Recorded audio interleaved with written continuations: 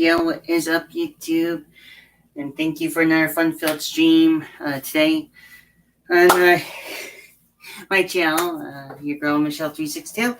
So, anyways, just want to give a bit of a heads up. It's a whole new perspective now into my stream. Sorry about the delay in the opening intro. Got to work on that part a little bit, but I'll get the hang of it. So today on this little adventure fun-filled moment, I do want to say out there that I actually did go a little bit ahead today for this particular build. So, as the words are described, there is a part where I did mount the battery box and the batteries in. So I'm going to show you exactly what's going on here. And then we'll get into the fun part, which not everybody's going to be waiting for to see happen. So, without further ado, I am going to show you what I did. The batteries are still drying, but this is pretty much what it's looking like right now. Here we have the batteries, one here that's already mounted, and we have another one that's mounted over here. And then, of course, you can tell we have the linkages. You can tell up here where the linkages are set and met. So basically, the frame is slowly getting there, slowly coming together. And I mean by slowly, but you know what? They didn't say Rome wasn't built in a day, you know. So I'm going to be taking my sweet time with the truck kit and showing a lot of care and everything else. That's going to be a beautiful looking truck. Hopefully I don't, well, let's keep our fingers crossed so we don't have no bumps in the road. So anyways, so now the other thing is today, well, right before your eyes, I'm going to be showing you something. Now y'all know what color this engine's going to be. Y'all know exactly what this engine is. So without further ado, I'm going to show you a first glance, the first coat, actually the start painting process of this particular engine. So we're going to present to you none other than the Cummings. As you can tell, you have two color options. You can always go with the tan and or beige if you can see how the color. So basically there's going to be two coats. And I've been letting this sit for a little bit to dry up, which in truth, is actually very good. So I know I gotta apologize at the stream. The intro took a little longer than expected. I figured I'd jump onto the stream early enough. You know, I don't want to make it too late for everybody because some of the viewers I have and some of the subscribers are in different time zones, and I have to show that in respect to my viewers and to my subscribers who have been following my channel. So anyways, where I'm at now is, believe it or not, I'm going to actually try to set this down just a little so you guys can see what's going on. Now, where I've been leaving off, it's going to be painted tan color. So everything here in general, now, I know some people are going to be wondering, why am I painting this as the color of the Cummings engine? Well, the truth of the matter is that's the color of the Cummings engine. That'd be the same thing. Well, not really the same thing, but, you know, trucks, 18-wheelers always had the same thing.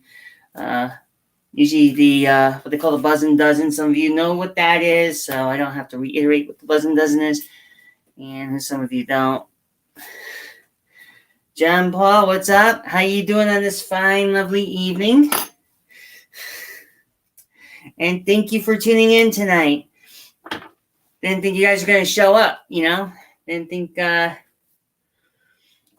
you know, with the long intro there, you know, but this is a whole new system. Like I said earlier into my stream, this is a brand new system.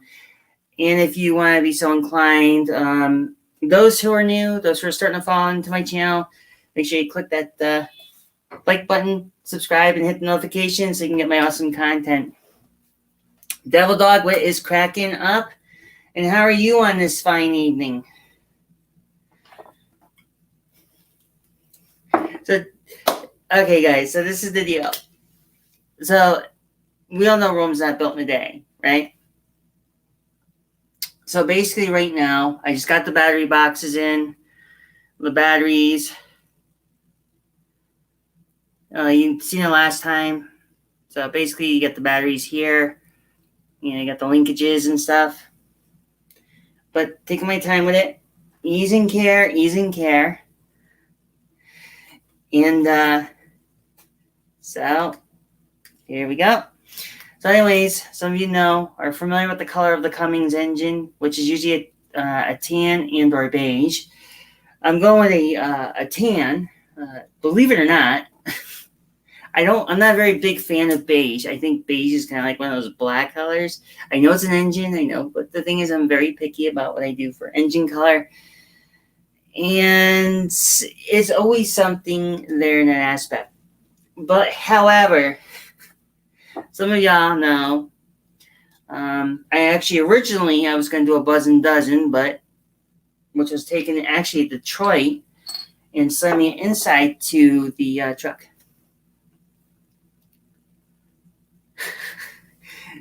Awesome. So, yeah, so that basically here is what I'm going to do is I got to re-stir this again because I think the paint had just settled back down into the bottom of the bottle. So I got to grab my magical stir stick, which actually cleaned up pretty nicely, though I'm using watercolor, or I say watercolor paint. Basically just going to stir this bad boy up just a little bit because I have to get all the fun schmeg on the bottom. So basically, I gotta make sure this is stirred all the way through because if not, it's gonna look like crap and it's gonna like a bleed through, which I don't like when paint's not fully blended because then it just makes it look horrible. And I don't want to have that problem. But yes, I am using a tan. I think this one's a Tester's. This one here is a Tester's dark flat tan, which is a water-based paint, which I'm okay with. The detail part of it, it's not.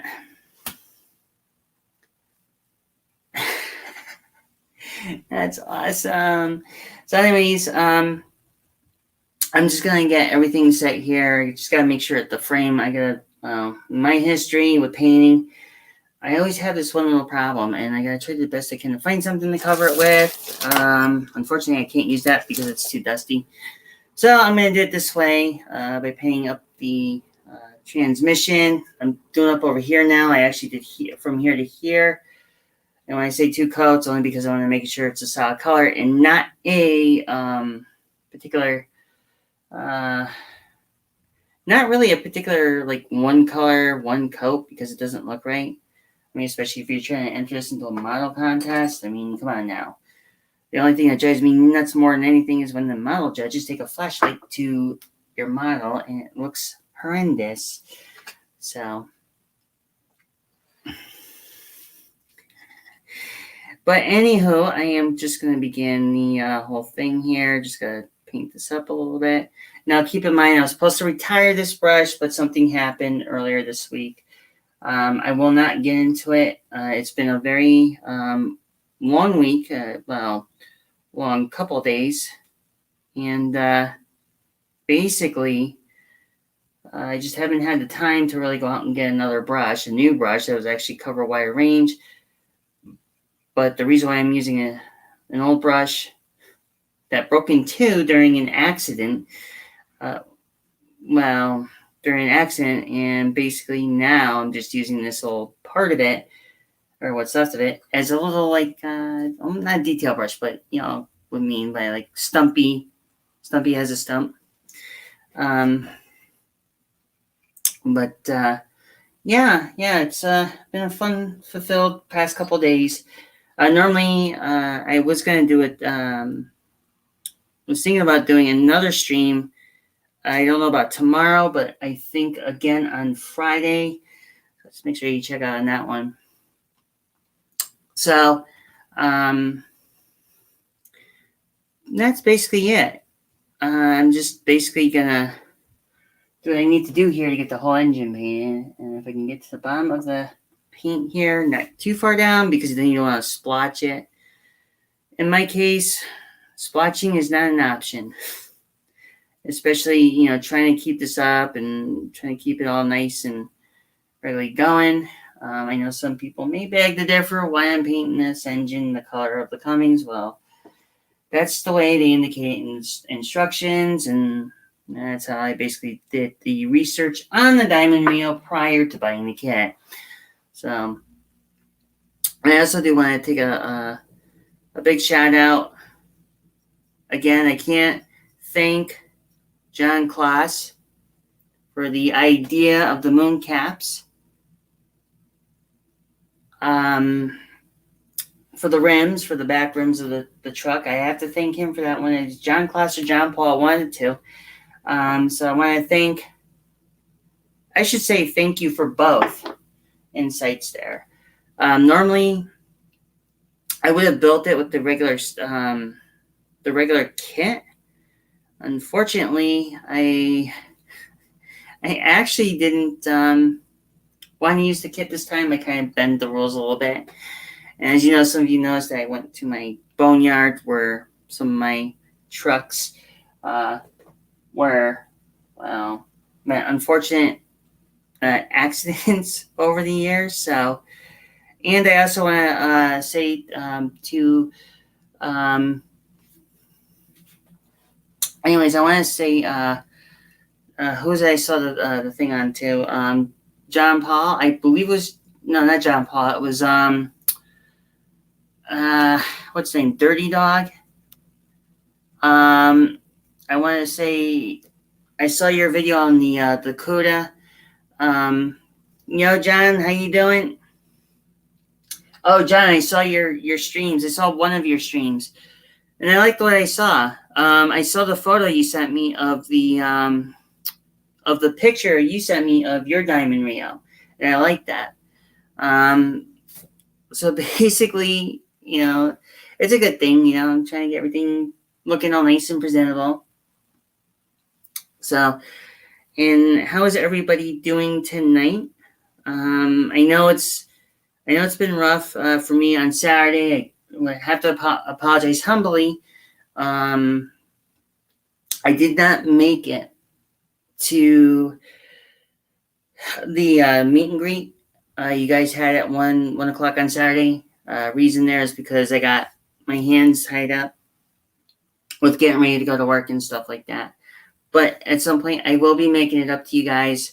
But I've been seeing some pretty good, couple good YouTube channels. Shout out to John Kloss and to John Paul and to Dirty Dog. I think I'm saying that right? So, so yes, it's, you know, get my avenues back in again, which is pretty awesome. I think it's pretty pretty wild, and I'm stoked about it. So right now what I'm doing is I want to finish the transmission up. I'm going to let the transmission sit for a little bit, and I'm going to do a second coat, the engine block, and hopefully the transmission. Hopefully I can cover this under one stream today and not to have too much of a thing going on here. So, but I wanted to say thank you to John Kloss, especially for getting me set up onto, I think it was John Kloss or John Paul, one of you guys. I want to say thank you for getting me onto, oh man, I'm going to forget the name now, StreamYards. That's the name I wanted to say. And yes, I did actually finally upgraded a little bit on it, so you have a better viewing of what is on there in the bottom of the band there. Because I know in the last stream, some of you or a couple of people were asking where I could be found on Facebook, and everything there is there. Okay, so John Paul, I do want to say thank you on behalf of recommending me StreamYards, because you know what? This is a lot better, and this makes things so much easier in the long run, in the near future. And going back to a thing I just saw now about the about the figure. I actually did a figure. I used to do figures, but that's on a different level. So yeah, like I said, I gotta thank everybody for coming up onto my stream. Thank you for subbing. I mean, you guys are awesome. You guys are freaking far beyond awesome that I can say. This is the first time, maybe in a long time, that I've seen this channel bustling again after my years of disappearing and going to a different platform. But also, I know some of you who are trying to had issues trying to get me on Facebook. You can see on the bottom of the ticker here, it'll indicate that. Yeah, what's up, SBM Productions? How you doing?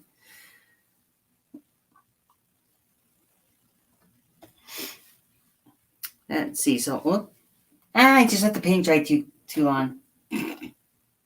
Nah, I'm just kidding. I have to just go back and grab a little bit, but just very little. Not a big blob. Not a big blob of paint. And yes, tonight is a bit like a Saturday night for everybody.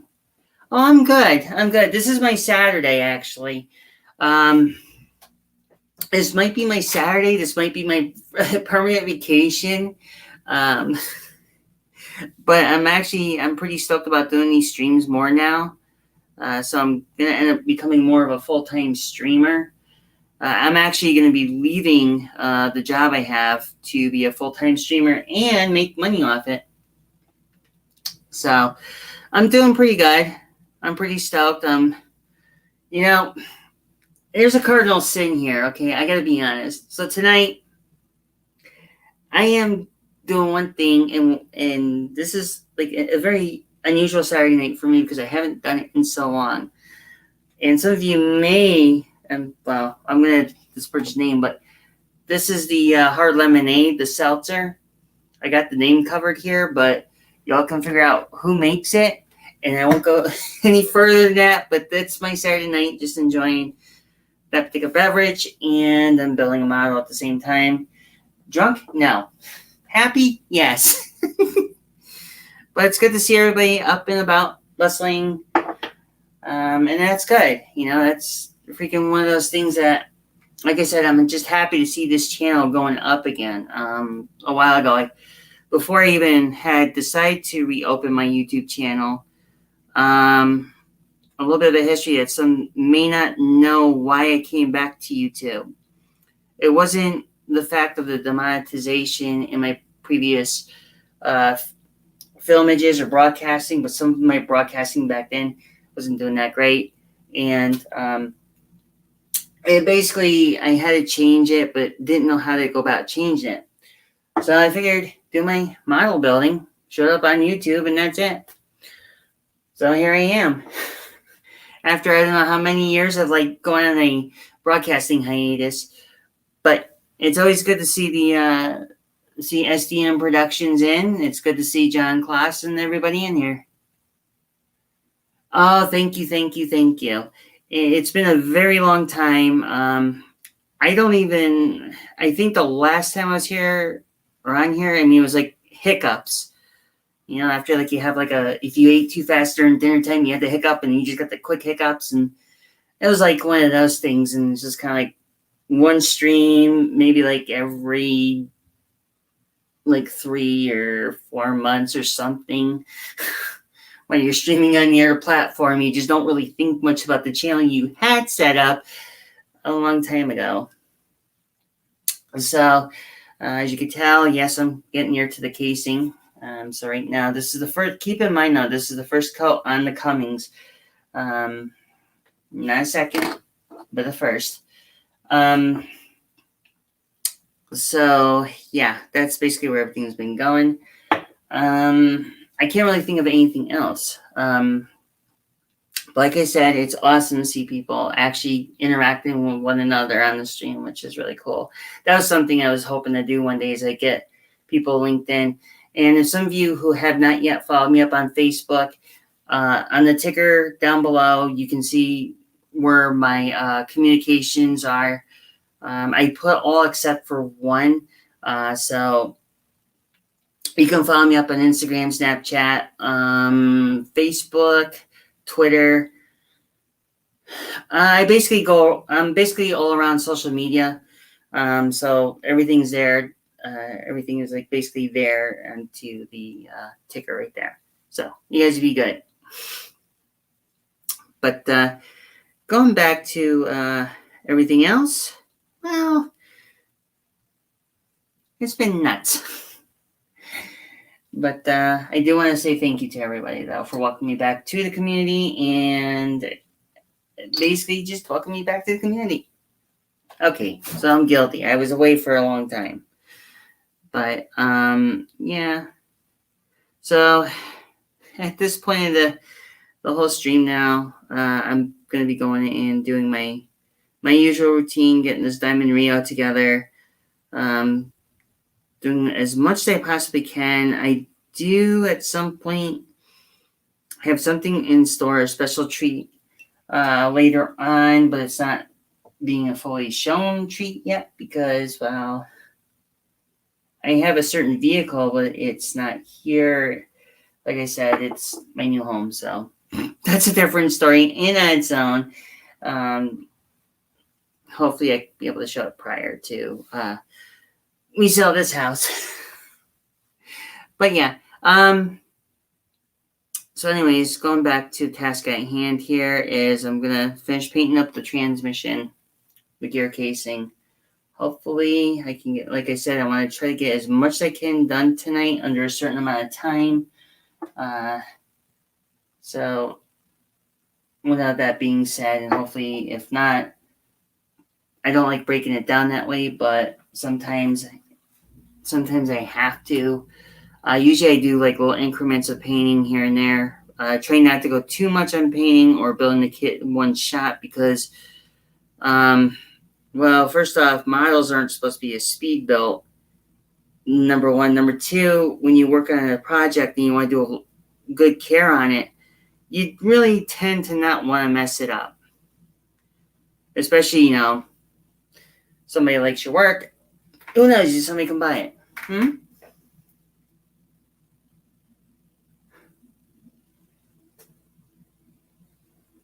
Yeah, that's the funny thing about the glue, though, at the hobby shops. Look, as much as it's not really a joke, but maybe it is, maybe it's not. Sometimes people buy, if a hobby shop runs out of glue, there's a problem. Either A, people are going to use it to get high off it, or B, they're going to build their models. I don't know which one is. I think one is a little bit more viable than the other. Or it could be both. But yes, it's not uncommon for hobby. Well, I shouldn't say non-common. I don't know how to put it because if there's a shortage of hobby glue in hobby shops, that's kind of hard to like really have a shortage of that. That's like not even. That's weird.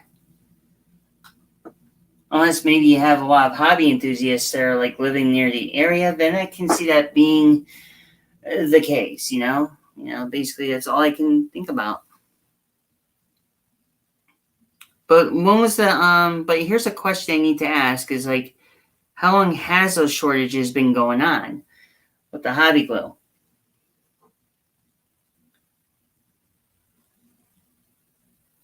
See, that's the thing I'm curious about. How can you run out of hobby glue that quickly? Because usually model glue doesn't. I mean, model glue does sell, but it's not like a big it's not like it's not like you're buying Rolling Stone tickets. Is what I'm trying to say here. Just I'm kind of wondering.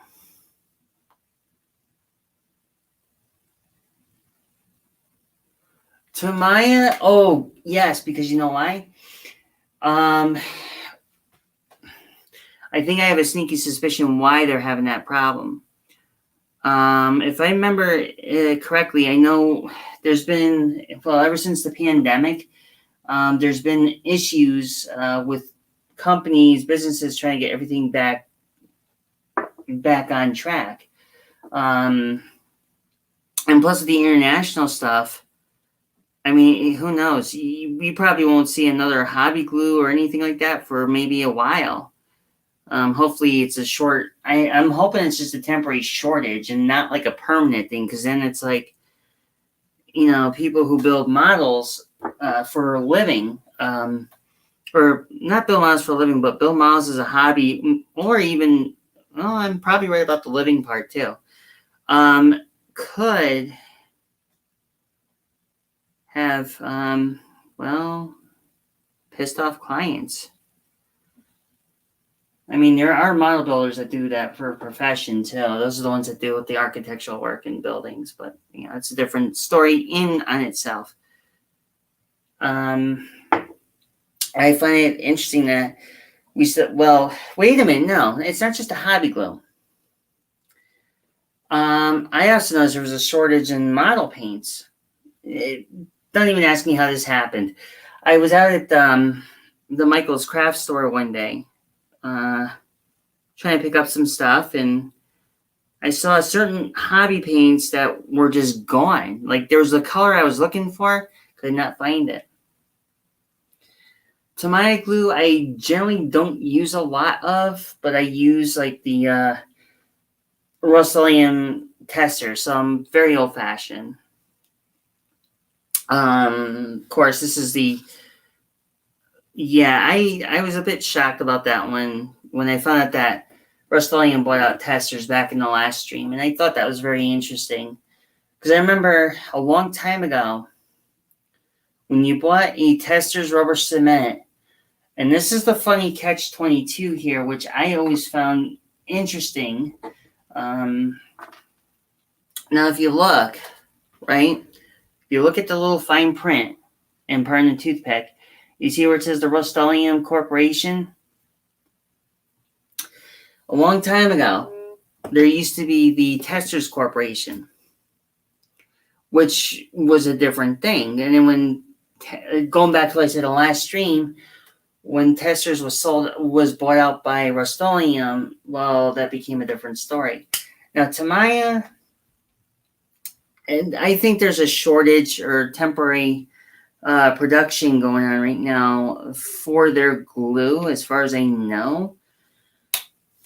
The Tamiya paints, I don't even know if they even sell those quick enough. Like I said, it's been a long time since I've been to a hobby shop.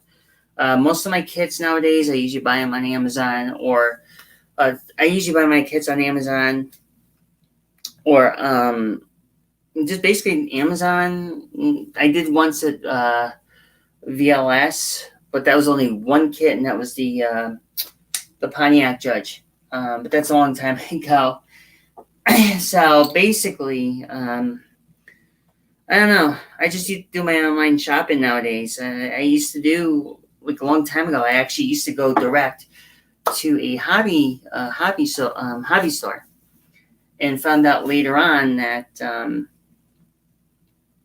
I guess I found out later on that you hear certain things that go on, certain rumblings about companies, corporations changing hands, and so on and so forth. And in truth of the matter is that for ha-has, I think if I were to go back to an actual indirect hobby store, I probably would wait until everything else has been basically like everything. How do I put this? Like, when everything is basically coming back to normal. We'll use that term. But I know it doesn't make sense. But sometimes, you got to go with what you got to go with. I mean, hell, to be perfectly honest, I'll show you one thing in general that, like I showed the last stream, like, I got this car here. Eventually, I'll fix that up. I'll be building that up. I got like a Humvee over there, a Tamiya Humvee. I actually bought it probably about, I think, 6-7 years ago. But that's neither here or there.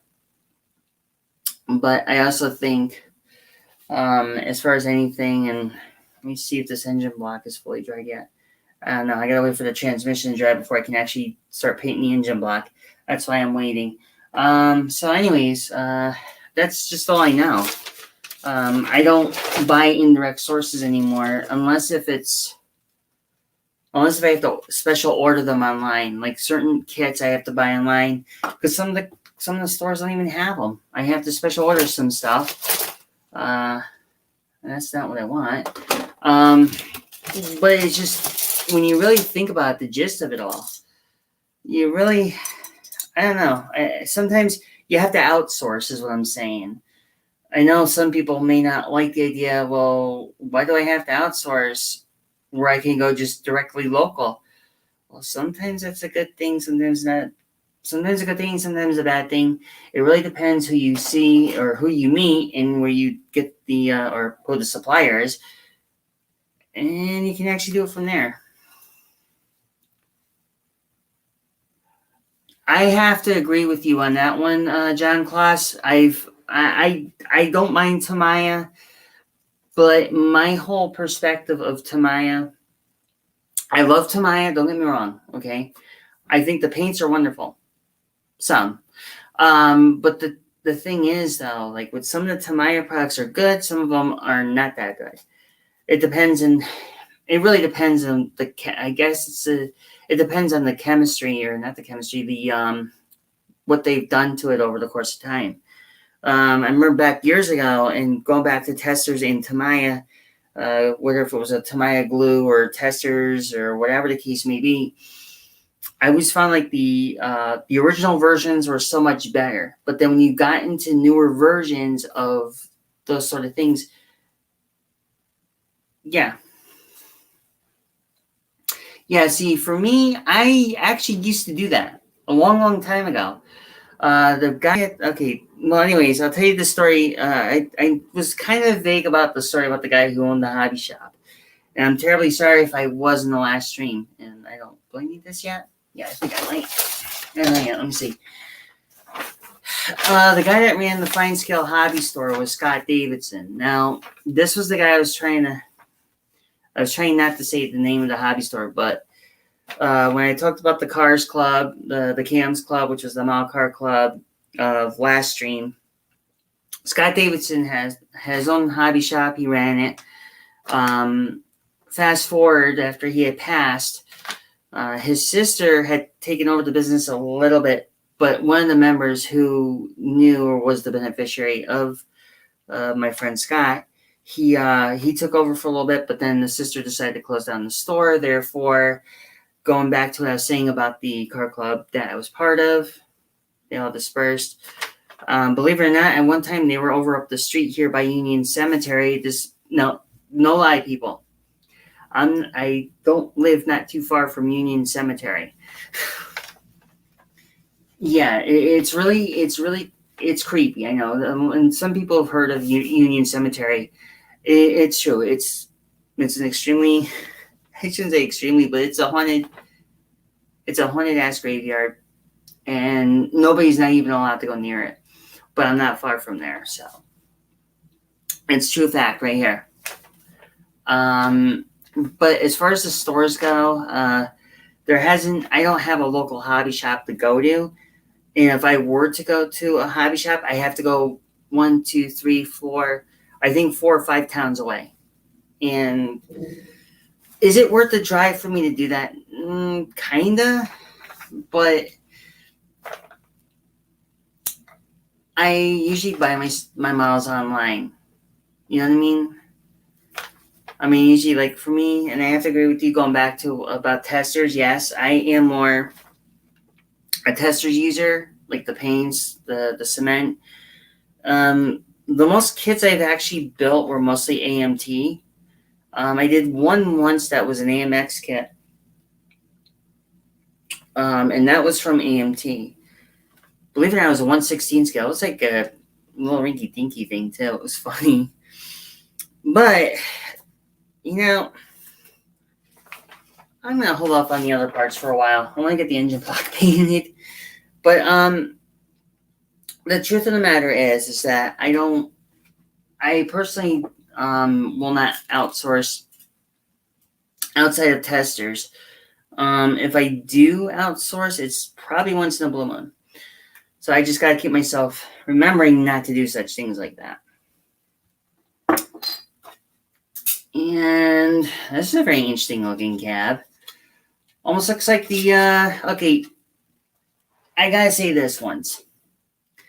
Now, some of you built the jumping off from the testers and the paints and all that.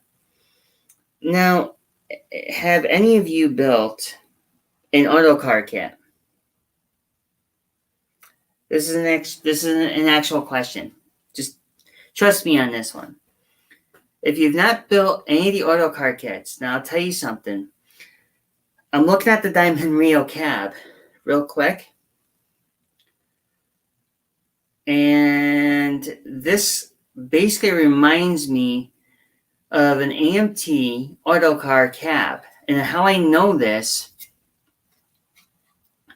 is they're similar. Now, the funny thing is I can tell a little bit how similar they are by over here, the front, and a little bit on these little flaps. You can cut, in the auto car kits, you can actually cut those off because the fender's flared up.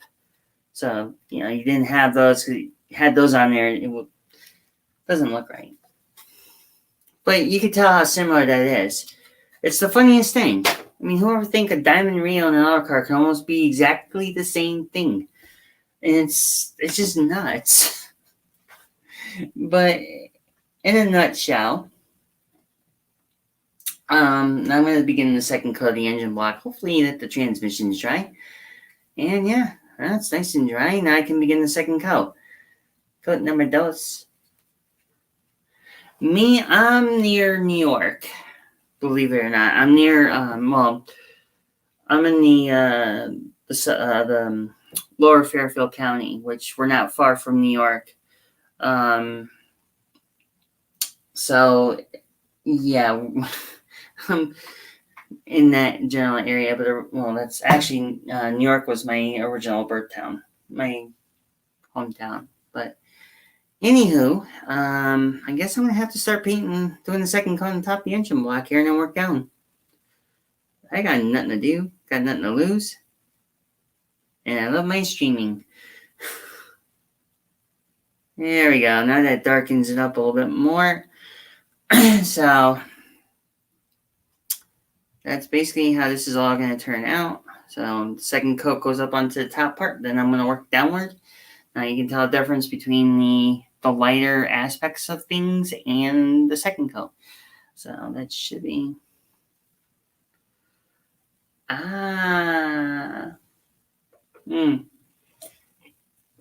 Actually, I have family members out in Canada, believe it or not. I believe I think they live in Ontario. I think. Yeah,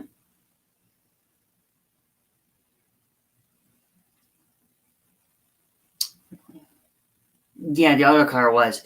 And I think in one of my,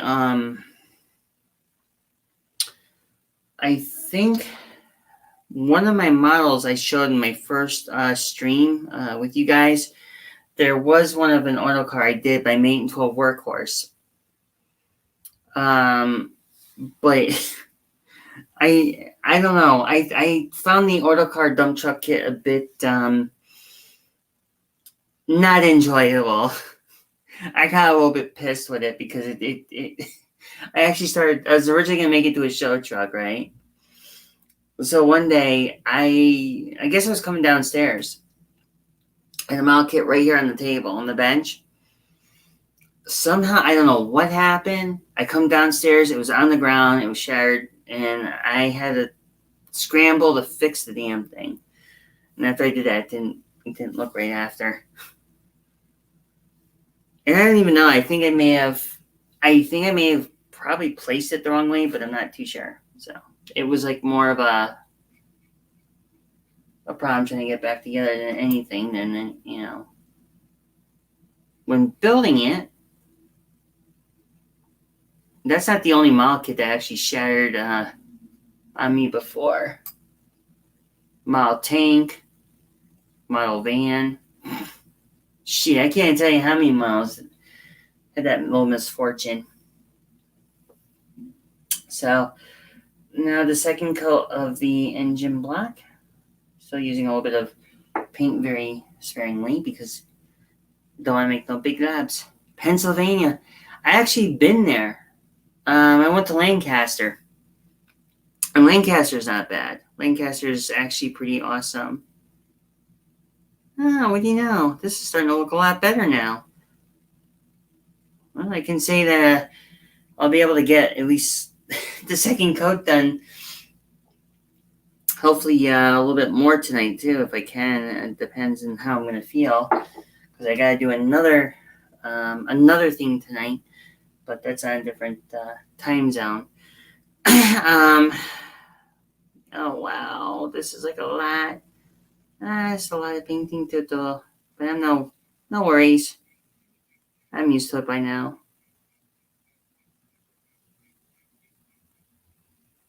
So, oh. I stopped at the last three. So, yeah. Okay, there we go. Now I got it. It's better. Now it doesn't look like a Mr. Magoo. No, wait, that's me. Mrs. Magoo. And there we go. Now for the lower portion, as you keep working downwards into the engine block.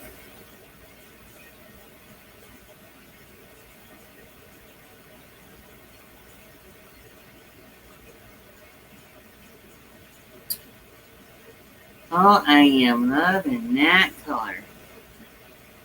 You know, I find like the second coat always is better for something. I'll show you what I'm talking about. You see the irregularities between the high and low marks? Then you add the second coat to it, it actually solids it up a little bit. And that's pretty damn good looking too. So, yeah. Me, I always take my time building stuff. It's just the way I normally am. There's no hurry, no rush.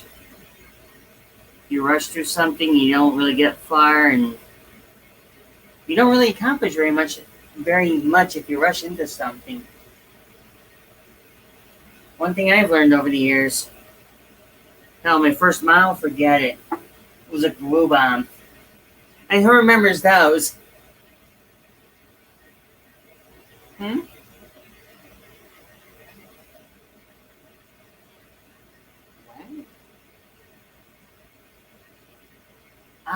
Nebraska. I actually have family member there in Nebraska. I believe, that's, no, that is the same. Wait, Omaha? Huh, that's where my relatives are from, or part of my relatives. Well, extended family in Omaha, Nebraska. But, yeah, it's kind of funny. Small world. I mean, my family member, they're all over. Oh, that is so beautiful. Look at that. Oh, man. I can't wait till I do the other side of this engine block. I'm in love. I need to draw a little hard on it. No, I'm just kidding. I better not. So, sorry, I'm just having gaga eyes for this thing. It's just like, I love it.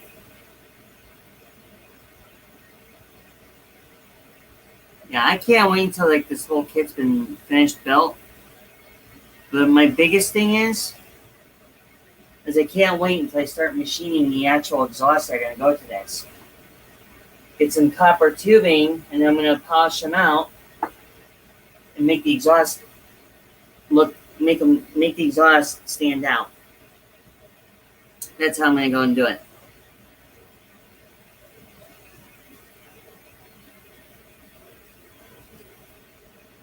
Well, not really entirely machine them, but I can hand make them very quickly. So that's not too terrible, given the circumstances. Oh yeah, it looks a lot better. Yeah, I just gotta lay it down and stop. It's not the right thing to do, but it is what it is, I guess. No, I'm gonna get over in the bottom for this oil pan real quick.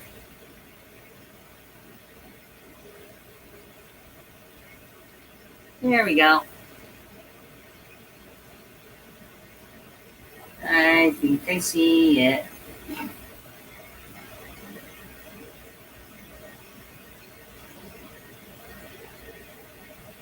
Oh man. Oh, that's a lot better looking. Oh, I'm loving it now. I love filling miles, but I don't love McDonald's, I'll tell you that. Actually, McDonald's has got more junk in it than anything I've ever eaten in my whole life. And hmm? What's this now? Yep, the first model projects. What are you making? A glue bomb.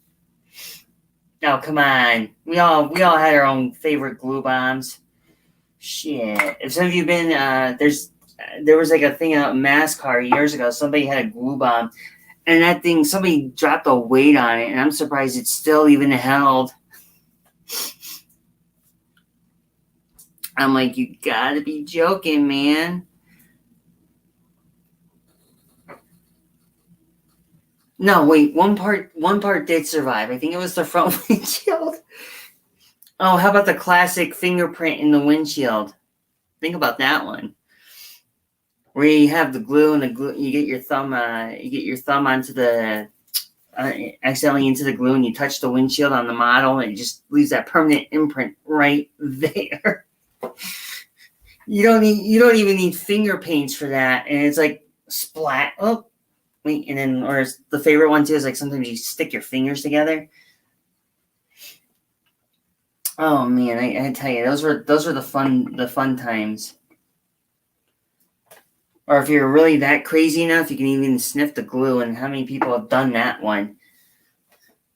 You're like, wait, hmm? My first glue bomb was a Nissan Z. Two was it a Nissan 240Z, something like that. Well, I had a Nissan and I had a Mazda. Gee, which one do you think became more the first glue bomb? The sacrificial lamb.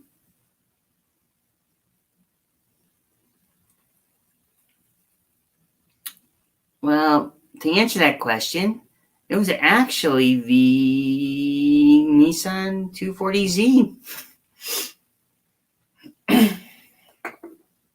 I couldn't tell you how many times I've even tried to not make it a glue bomb, and yeah, it never worked out very well into my favor. Until the very first skill level model. Oh man. Yeah, that's when model building got really competitive. They came out with these skill build levels. Holy crap. And talk about being like stiff competition. Oh wait, what the hell is this shit on me? What's this stuff on me? Got some schmeckies on my brush here. Well, that may have been from in there. Ah, that's right. I think I had about 10 of them. But I finally learned how not to glue the windshield to my fingers, or glue my fingers, whatever came first. Once I had that down, that was no problem. Then when it came down to the painting part, forget it.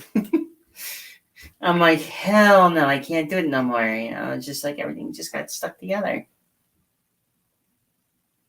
And I remember the first time I painted the model, and I was so impatient, and I wanted to put the whole car together, the body with the windows. I'll forget it. I had fingerprints all over the damn thing, and the paint was still tacky. Yeah, that was never a good thing, if you know what I mean. And then at that point, you're just, okay. So what do you do? Nothing at that point. Unless you really use like a Mr. Muscle or some stupid strong oven cleaner that, well, take off the paint as long as you didn't burn the plastic or melt it or whatever came first. Note to oneself, never ever use brake fluid to clean off paint from a model car. Why? Because brake fluid will eat away at the whole entire plastic and the paint, and it's hell. I remember the first time someone introduced me to Mr. Muscle, and that was fun. But Mr. Muscle wasn't that bad. At least somebody experimented on that one before they even told us to use it.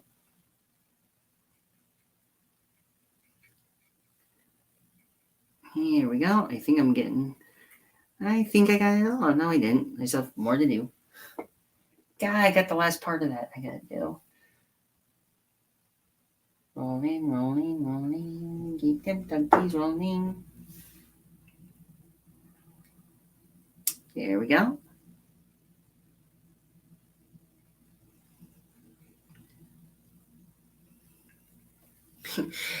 And I'm doing this all with this little bit here.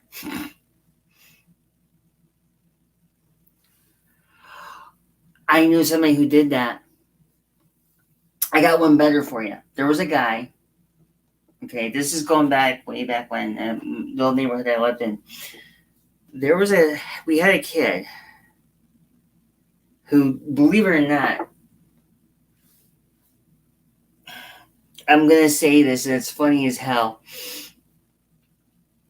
He took a model rocket.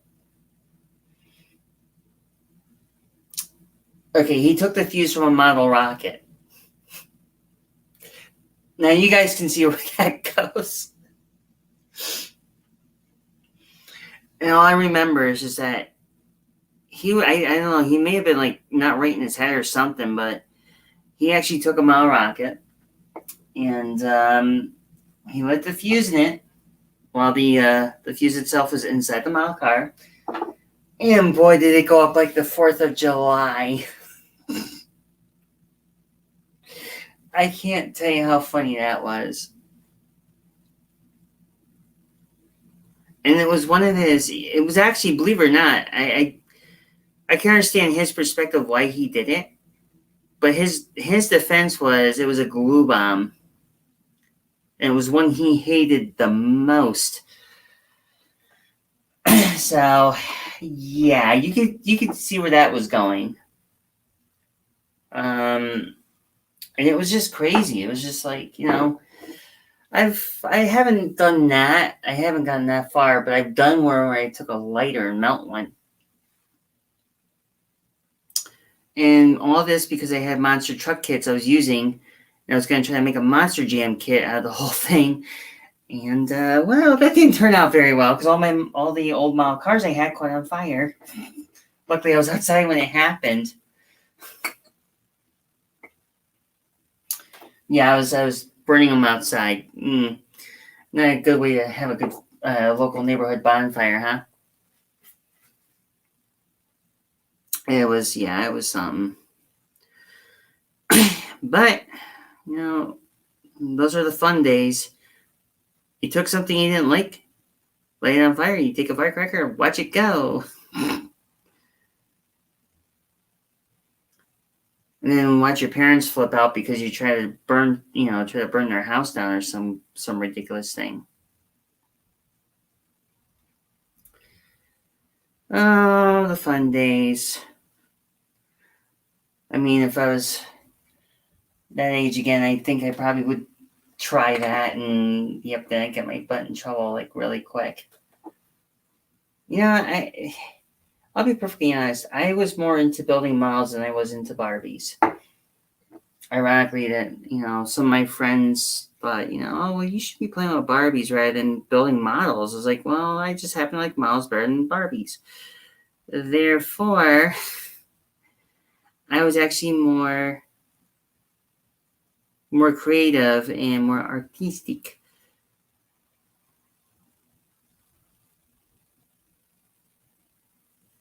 So you can see where the artist part comes from. Who and what side family did I inherit it from? I do not know. We're almost done with the engine block on second coat. Just about.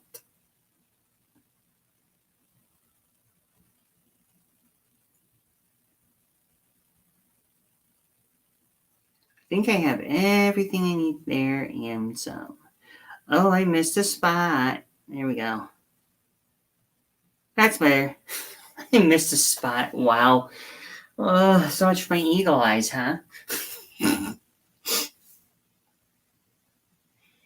But yes, I miss those days. If there was anything that I could have done differently, I think that'd be one of them. But anyways, while we're talking the whole midst of things, so I got not all of it done, but I got part of it already getting together, which is not too bad. And I'm actually quite pleased with the color of this is turning out. If I can keep it still long enough, I just want to do the belt part of the housing before I go any further to finish up the gear case. So yeah, it's that important.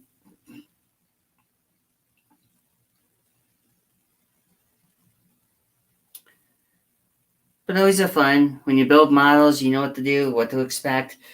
And if you didn't like them, hell, you blow them up. That was the answer to everything. If you didn't like a model or gave you or busted your stones, blow them up.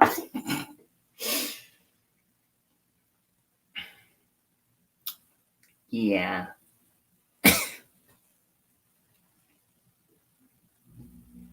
I always found that part pretty funny as hell. So, yeah, it was always something. And what is this attached to my little painter's brush? Oh, that's a little bit of a chip paint. I'll get rid of that. We don't want no hitchhikers. No hitchhikers on my paintbrush. So let's see, try and get the mounts painted up. I gotta go back onto that one side of the engine. Two sides of the engine because I missed that part. Gee, how did that happen? Stay. So let's see. I gotta get this going. And then oh yes, and here we go. Going upwards, paint. And I think I have. Alright, so I gotta let the engine block itself dry up. So basically everything in a nutshell, you can tell the difference between the second coat and the first coat, which you can tell the first coat's so light on one side, but you can tell how difference in the color. You can see by the dark here, the light here. So right now I'm gonna let this sit. Let it sit for a little bit so we can actually let it dry up. I know the oil pan is still going to be a bit hazy looking, but there's not much I can do about it. Unless if I decide to do another coat. But it's going to be underneath the truck, so I don't think anybody's going to care. Oh, yeah, I saw the price on that, too. The firecrackers, yeah, that's ridiculous. That is beyond ridiculous. It's actually like, wait a minute, here, let me pay for an arm and a leg here. You might as well just cut your arm and cut your arm off and cut your leg off in order to buy a set of firecrackers. Come on. And they're not and the ones that here, okay, the funny thing is, on a just note here, while that's drying up, on a just note, firecrackers here, they're the ones, I think these are the ones that don't have the ports, or are they the ones that have the ports? I don't remember. I haven't lit one off in a long time. But I remember one year, my cousin, he had one that was called the Cake. Now, some of you know what that is. And I had a friend of mine, I used to hang around with somebody who had it, and it was the illegal kind. It's the one that had the port. I think they were without the ports.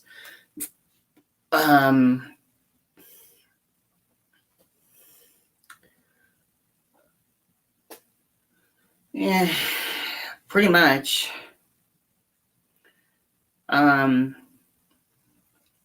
But you know what? Also, the funny thing is, now y'all remember back in the 80s, and even maybe to this day, right?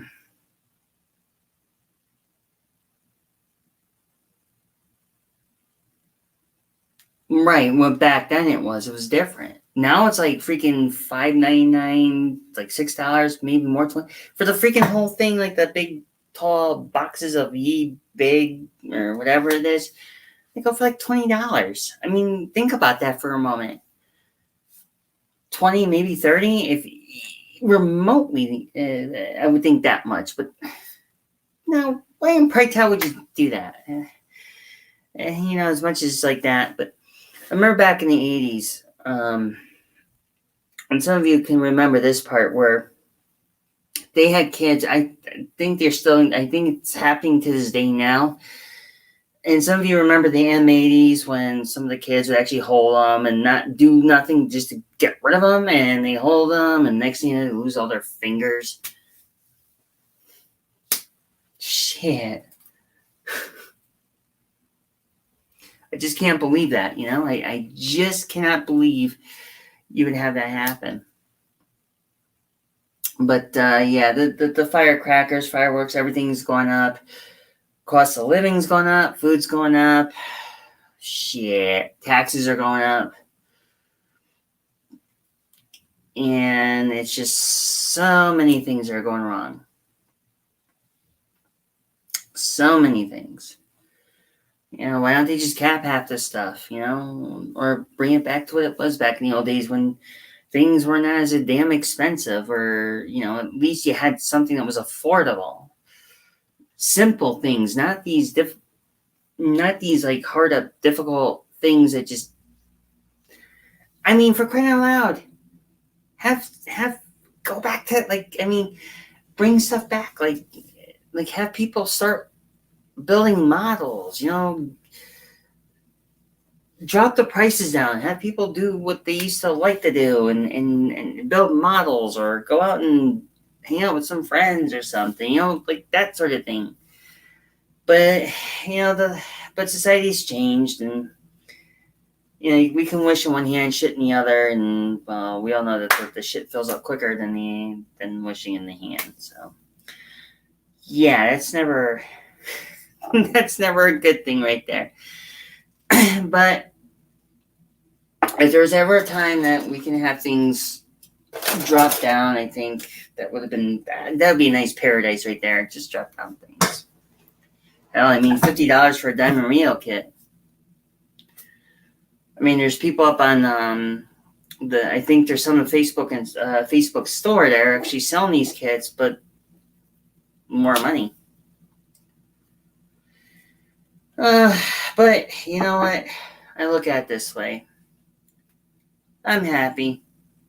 The last model truck kit, I am actually, well, not really. It's not the last model truck kit, but this is the model truck kit I've been trying to get my hands on. And of course, having 2 coats in the engine block done, finally. So I just got to do the transmission, and then I got to start doing the drive shaft, which, and I also remembered too, but I got to let them dry. That's the only drawback to this whole mess. I got just a thing for you. And of course, yes, I'm wearing Scooby-Doo boxer shorts.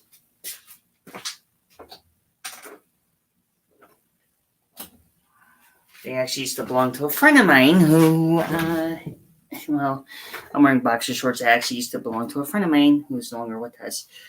So anyways, that could have went better.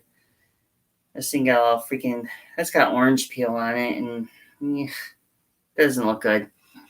I think what I can do with this, this is the part that kind of bothered me. I didn't think that a little bit of orange peel would be a problem, but I think I could adjust that out. I got the chrome steps, so if I put the chrome steps on there, it'll even out. And I know sometimes the battery boxes don't generally tend to be all perfect anywho. So I'll do the best I can here, and hopefully I can get the battery boxes, everything mounted in. Oh, that looks kind of good. Well, these are dried enough. I guess I can mount these the battery box covers in and call it good. With my magical toothpick of glue wonders. So let me see if I can get this all. Oh, yeah. When I talked about glue on the fingers, yeah, you want to watch out for that sort of thing. Okay, I'll put the engine block over here for now to let that dry. Battery covers. No, they're not the best, but they'll do.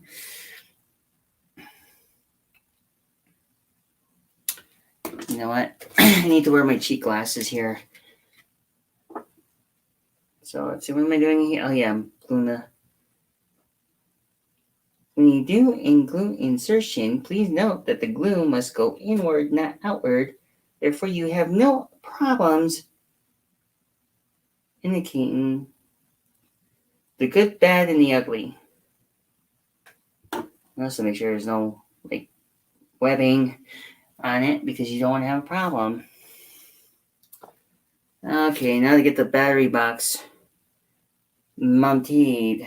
Let's see if I can get this in here without making too much of a fuss. Okay, yeah, that will work. Okay, that's good. So I'm gonna leave that there for a moment. Let me make sure that I want to make sure that everything here is gonna look okay. I think I should be fine as long as that it looks fine enough. I don't think I can get any better than that. Much as I would like to, but that ain't gonna happen anytime soon. And I just pulled my own hair out. God, I hate having long hair.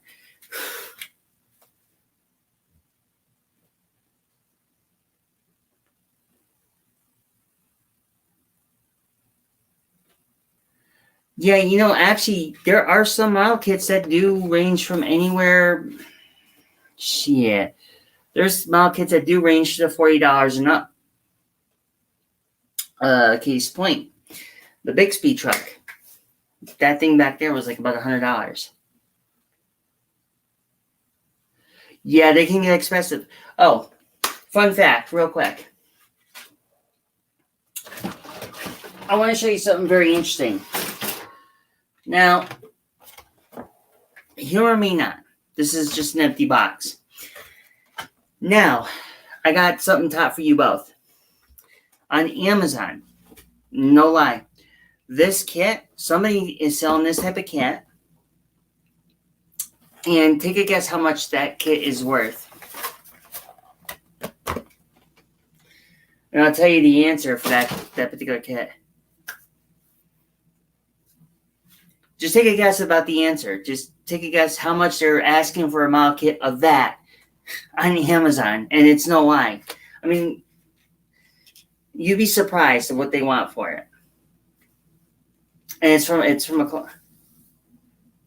You're close. $150.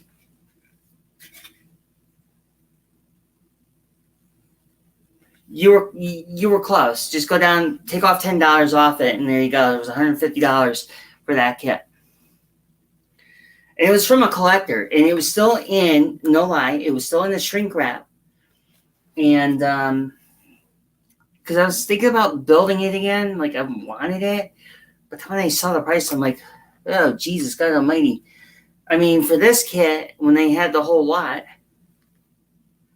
and sometimes I do and I don't, only because right now I'm not buying very much of anything on Amazon, because right now I'm working on the Diamond Rio kit, but I am also going to be getting maybe the Lowboy kit and the Caterpillar Bulldozer, the D900. However, because I am retiring my old job at the end of the year, I'm not going to do that, only because I need to think about the upcoming finances. I gotta get that a little bit before this thing starts over spewing. Oh crap. Okay, so I'll do this way. Ah! Nozzle assistant. Oh, you little. Oh, come on. Stop running. This thing's got a runny nose. Oh, come on. Stop it. Alright, fine. I'll just put you there. Holy moly. She was a spewing. Now, let's see. If I can get this other battery case up onto here, I think it should be fine. I think.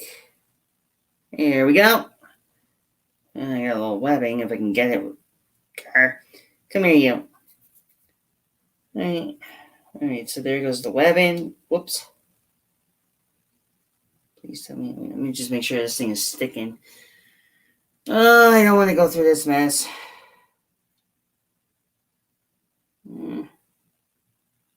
Yeah, it was sticking. Okay, good.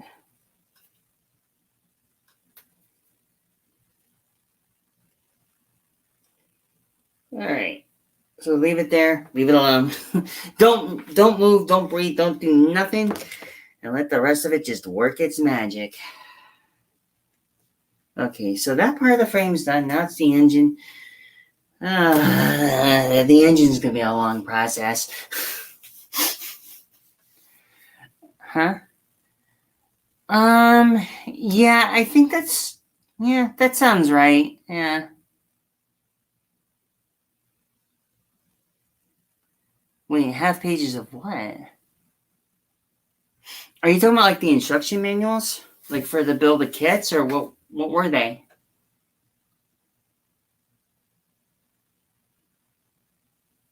Wait, the Canepa? Are you talking about the Canepa kit?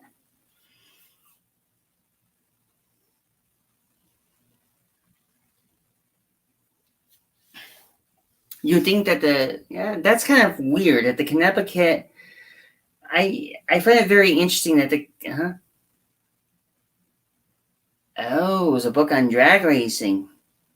I actually had a book on that, but it was about the old Phantom Cruiser, like the old Phantoms, back from the 1930s, 1940s. Yeah, I don't even remember. I think I still have it somewhere.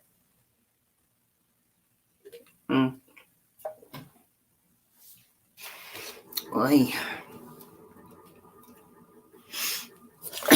What's this now?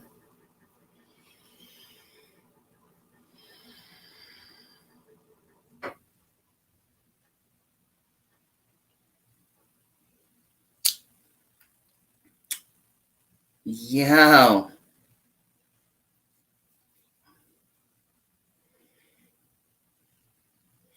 Oh, just an email from Amazon. I'll look at it later.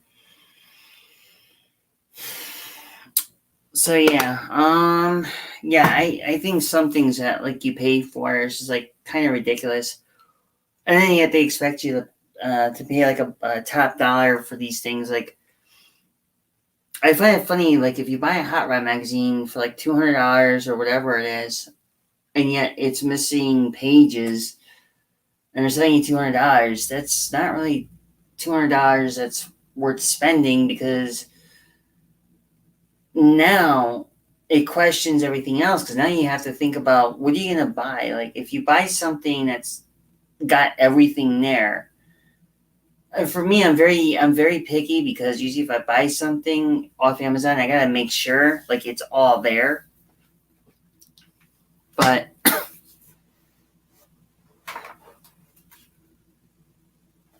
yeah, you know what they always said, the AMT. Okay, here's the thing about the about the AMT kits, and it's actually true. The this goes back to the 1/16 scale Camaro kit. Revell made that one. I think it was Revell. They always say that like all the model kits, you had to, when you got done building the kit, the hood, either the hood wouldn't sit right, or the body would be kind of cocked. So now you have to kind of like somehow work it, and then you have to customize it to fit. But I know that once I get the chassis complete on this Diamond Rio, I'm gonna actually not gonna even paint the body until I know for a fact what's going on before I can actually fit it in.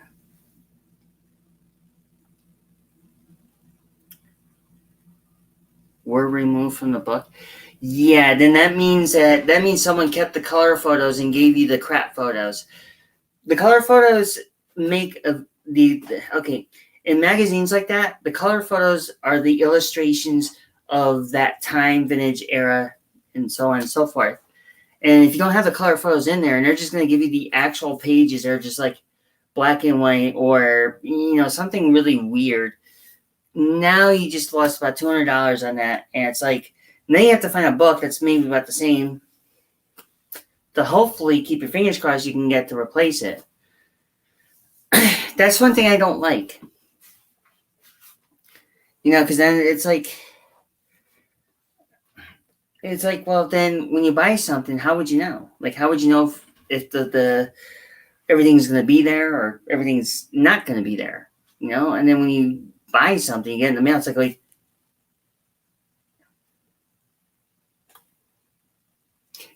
like I said, without the color photos and there's no illustration in there, that book is you just wasted your money over for something that you could have gotten a lot better for. You could have gotten a better deal. I I don't even know what else to tell you. Um, that's why I'm very skeptical about where I buy my stuff. I usually do like a lot of like searching and make sure you find things that actually have photos of legit everything there. The book, whether if it's closed, open, same thing goes for a model kit. If the shrink wrap's original, make sure everything's there. Make sure be careful what you buy because at the end you screw yourself out of something good while the other person runs off with your money and therefore you are at that point you're screwed. You just cannot you really cannot just it's just a mess. It's something I wouldn't even do. That's why I just to me, like, buying some, be careful. That's all I gotta say about that. uh, but either way, I just gotta finish up this transmission here and kind of get myself going in a bit and everything else. So we gotta stir this up one more time. And I think that's gonna be, yeah, actually very much in love with this kit. But I'll have to test fit. But you're right about one thing, John Class, and you're right about something. Going back about the Diamond Rio kit, I'm gonna check. I'll keep an eye out for that thing about the irregularities on the hood of the between the hood and the cab. I'll check that out. Once the whole frame is together, I'll just check everything out just to make sure. I don't want to have that same problem that you went through. I'm sure that must have been hell because I don't think I can actually. In my case, if there's a will, there's a way, and you can find that, and you'll be made good in the shade.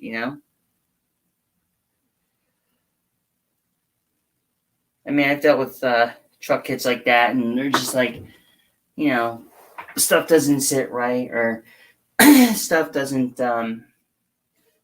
or stuff doesn't just want to like cooperate, and then you have to go back and modify everything. So, so I'm hoping to do it once, do it right, and hopefully I don't have to worry about everything else.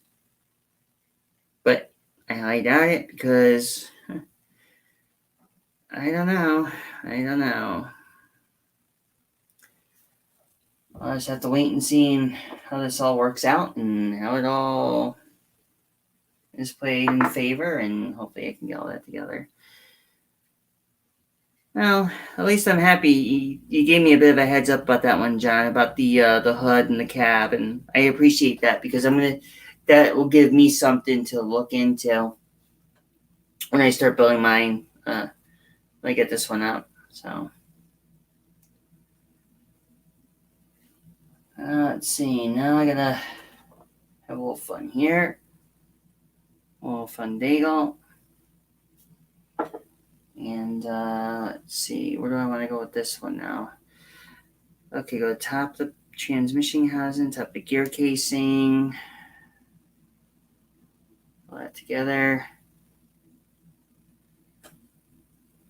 Yeah, this almost reminds me of my bus engine. My bus engine doesn't have a Cummings, it's got a Caterpillar 390, if I remember correctly.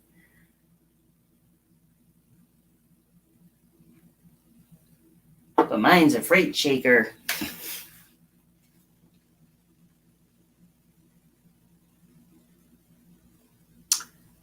And it's in a storage facility right now being worked on. Not a garage, yeah, you heard me. Storage facility. Yeah. And, it's too bad. I would have made this an exact replica of my truck, or my vehicle, but I don't think I want to do that. I think I'm going to kind of basically stay away from trying to make a replica of my vehicle because it ain't the vehicle it was, and so yeah. Mm.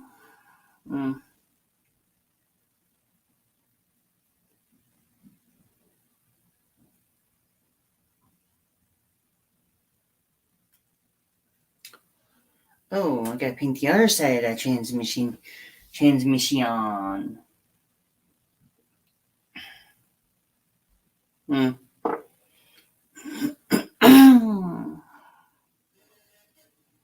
See if I can get all of this painted up really nice. Dunny. Oh, you are looking beautiful.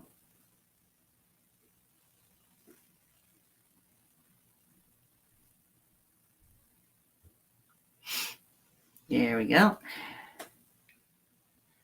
It looks weird, but okay, I guess I can deal with that. Why? I'm gonna try something. I'm gonna try some. Let's see if I can do something where I can actually. Yeah, the hood hinges. I did that with one kit, but it wasn't a diamond rail kit. I actually have the. I had the box down here. I had the Big Papa. Not the Big Papa truck kit. The Tyrone Malone. Yeah, it was the Big Papa truck kit, which was the toy hauler, and I'm sorry I didn't include that in the last stream. At some point, I probably will because I got to bring it back down here because I got part of the exhaust that does need to go back up. And it's always an interesting thing to see happening here. But I'm getting near the end of getting this transmission all painted up and finished up. And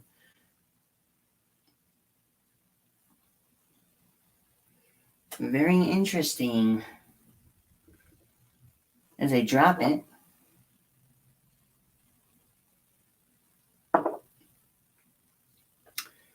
So it looks like I'm going to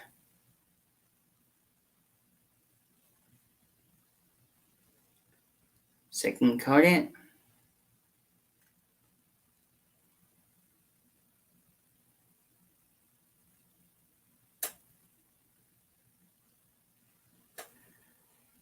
Well, at least we're getting there. Almost the home stretch here, getting the second coat onto the transmission and the gearbox, which is very interesting. I never really expected that to be.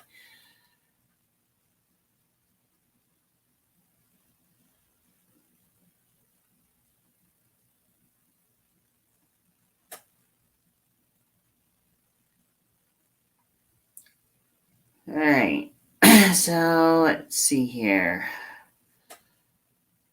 All right, so I got to close around here. I got to do up there. No, I got to do the bottom. That's right, because I'll paint the bottom part, fold up, and that's good.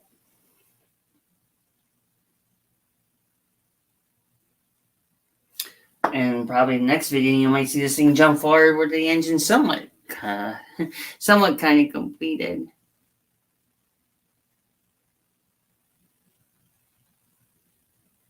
Right. Well, it's looking better.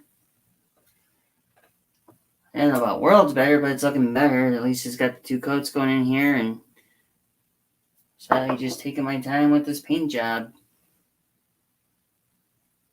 I know it sounds wrong that I'm saying it that way, but there's only so much I can actually do with an engine block, and I just have to let it sit overnight.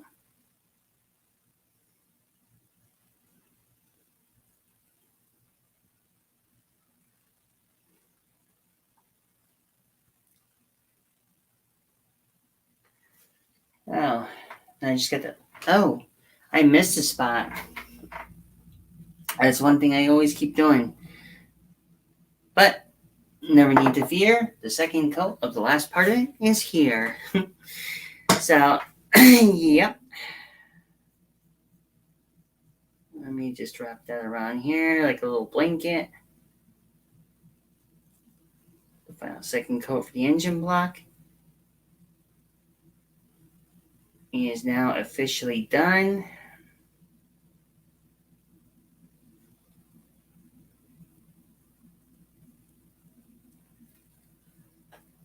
Let me go over my work so I can make sure I didn't miss anything, and if I did, that's never a good thing.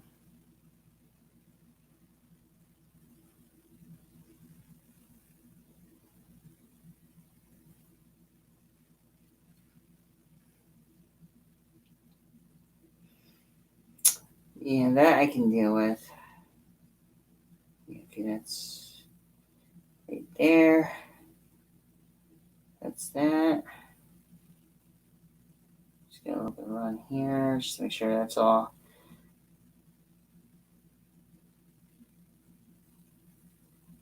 fixed up. Okay.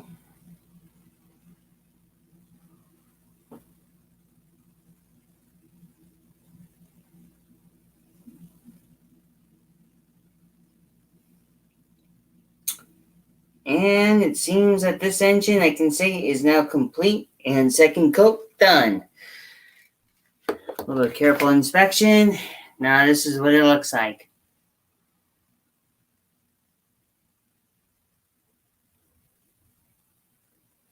So there you go. So that was the second coat of the entire engine and transmission for tonight. Now I can chill and not worry about very much of anything else. I gotta figure out what time it is here, because, well, so it's what, 9:20, 9:21? It's not bad. Doing pretty good. Thank you. So I just gotta make sure all my careful inspections are done on the engine, because that's important, only because when you bring it to a model show, and heaven forbid, you look at every little tiny nook and cranny, just trust me on this, they always do it. But while I have everybody here in intention, sorta. No, I'm just kidding. So anyways, I have something for you guys. I may not have showed it. But I kind of built this up. I didn't paint the body, so I am going to show you this one particular kit. Now, some of you will remember this kit, so I'm going to go pull it out from the shelving, off the shelving. So just give me one moment here.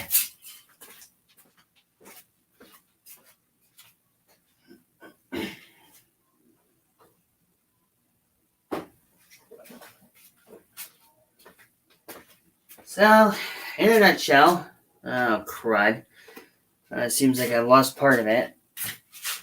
In a nutshell, I'll show you the good side.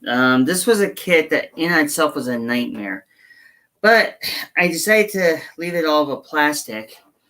Unfortunately, one of the moon caps came off, but that's a little unfortunate. So, we have a Pinto. Y'all remember the old NPC kits? We have an old Pinto mite, which I actually did some restoration.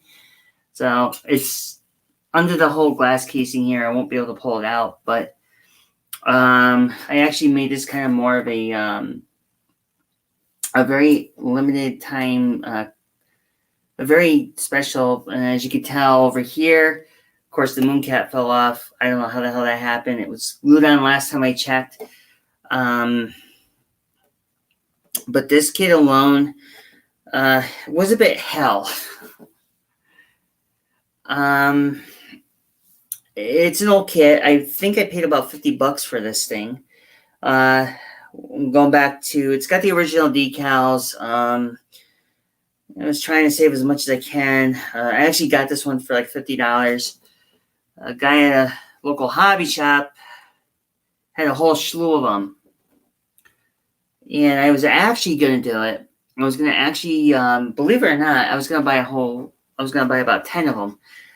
But you can see where 10 of $50 kits can add up to. So I was like, you know what? I'm going to play smart. I'm just going to buy one. I looked at the Pinto, and that was it. I know, like, some of my works of art I never really showed all the way. But there's one that holds near and dear sentiment to me truly and deeply. And I wish I still had the card to this day. I really did. And I'll show you what I'm talking about. This is one that I've held a true sentiment to.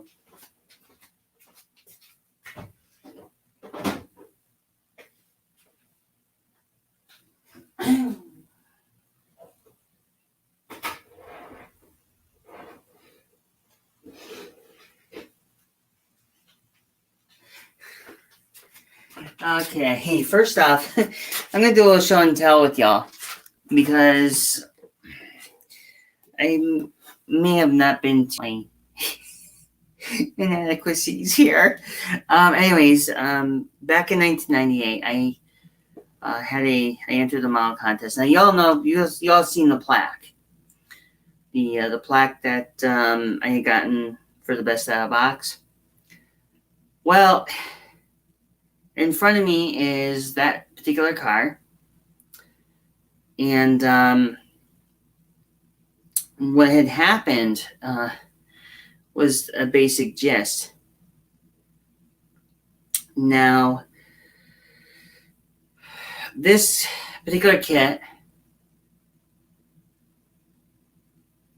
is, now you can see where the bounds are going. So the best out of box trophy that had gotten it was this El Camino, which is old. Actually, it's very, very old. It was, this is before the base was even on it.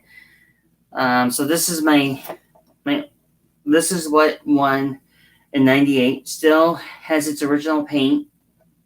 Has the Mr. Horsepower on it. Over the years, it got dusty and what have you. But now it's really showed its age. And to this day, it's resting here. This is the kit that actually helped me win a best out of box, which I have the plaque for. Which I showed earlier in the first stream. The very first stream I actually showed again. Or I've showed my plaque first time around. So I'm going to move this little guy over here. Gotta be careful not to leave it too close to the edge. But now, this one was an experiment. Okay, I'm going to just give it a brief summary. We'll get to my favorite one in a bit here. So, here's one. I'm going to pull the top off of this one. I'll let you guys get a good gander at this. Something I did a long time ago. Actually, this is a big Crown and Achievement one. Well, two of them, actually, but this one especially. So, at the time, I was into roadsters, muscle cars, and all that fun stuff. So one day my dad, he coaxed me into building something. He thought maybe I could do something a little different, like nice little showpiece. Well, this one never entered the model contest because at that point in time, I didn't think it was even ready. I kid you not. And to this day, I feel like I can smack myself upside the head or give myself a self-slapping for doing it. So without further ado, my Model T in all its glory. This is one I actually had for a very long time. And it's got the little Earl's thing on there. You can tell by the front. I'm not going to bring it all the way down, but you can tell right there. And then, of course, the whole thing. The So Real Concept rubber tires. And it's got the chrome bumper. This is one I was very skeptical about. It wasn't ready. The paint color, if I remember correctly, was a forest green. The frame, I used a crayon. I think it was a crayon gold. The forest green crayon gold. There was a pearlescent. I think this pearlescent light that Tamaya sold up on the roof here. I think that was pearlescent light. So that was something that I actually was a little skeptical. I mean, I built this one for fun. I didn't really. And now this is one okay. Before anybody says anything, I know people are going to say, why did I do it? Why did I shoot myself in the foot when I did this? Now, I was 23 and I had a car. And I did one of the dumbest things I've ever did. I had a Mopar. No. The name Mopar wasn't dumb. I did something really stupid.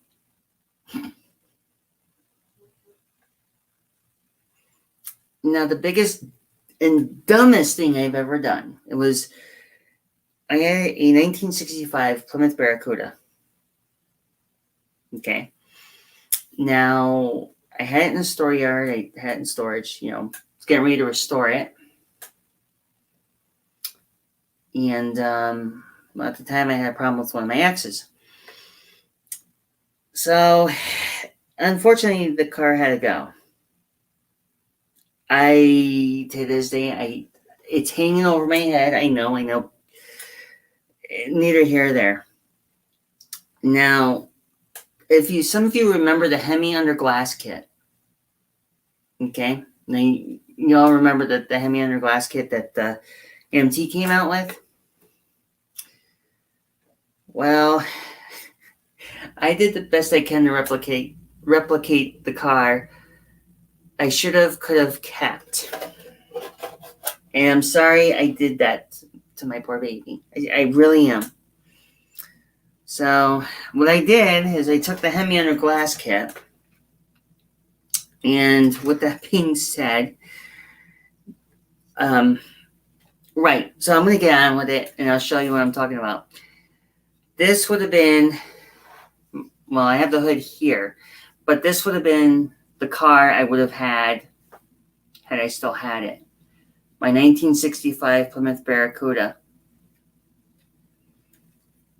And I'm sorry. I feel bad that I got rid of my car. I really am. I bawled my eyes out. After I built it, I bawled my eyes out. I could not, literally, I had the worst guilty conscience ever.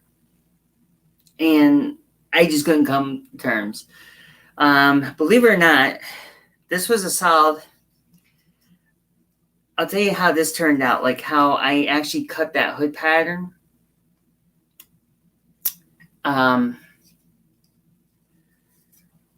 Here's the thing. How I did this hood pattern.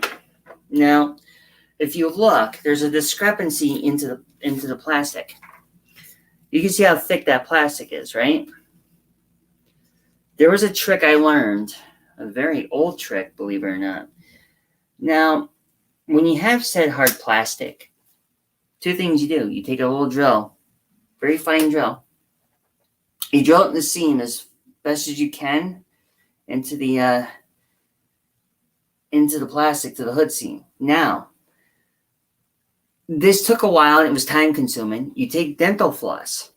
run it through the little hole, and carefully, and I mean carefully, without getting the frame, or, well, not getting the frame, without getting the body,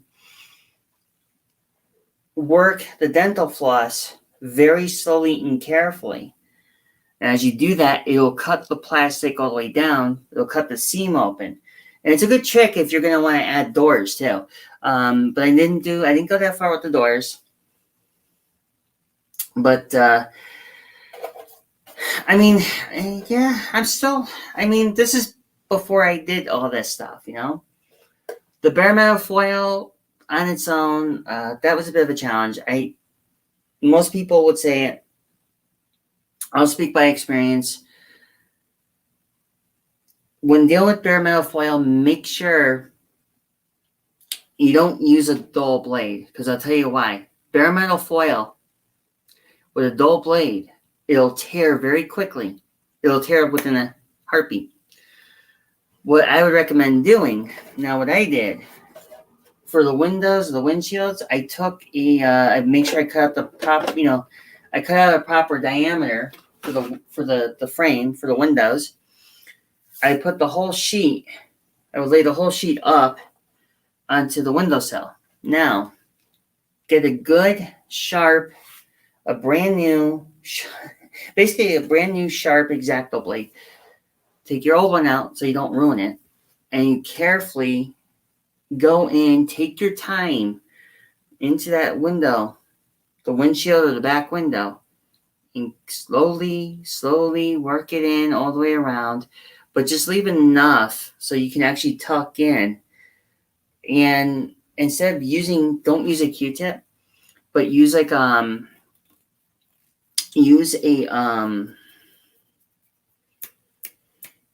use toilet paper. And what I mean by doing that, and I'll tell you why. I actually use toilet paper, and what it did, like bare metal foil will heat up to the plastic. So you want to go easy with it. You want to get, you don't want to be rough, but you want to be like, gently rub it in, the whole thing. And then this way it'll come out that way.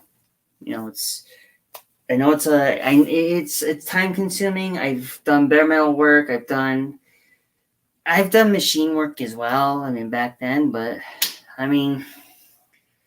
it's kind of like the reasons why I stopped building my models. But I got one that was more challenging than all of them. All right. Y'all twist my arm on this one. So what I'm going to do is I'll show you Black Beauty. Now this is one. Now I might call her Black Beauty. You'll see. I'll just show one more, but she's not in the case, so I gotta go get her.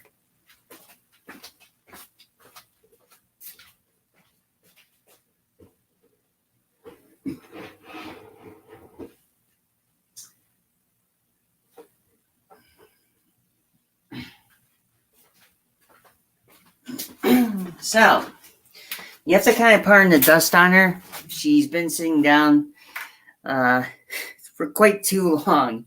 She was actually believe it or not, she was actually a Nova. I gotta be careful how I hold her. So, she was a Nova, and it looks kind of deceiving, but I'm not done. So what I did is I actually converted her. I did a little bit of Bondo, bit of sizing, getting the frame together. However, I didn't have to do very much cutting on the frame.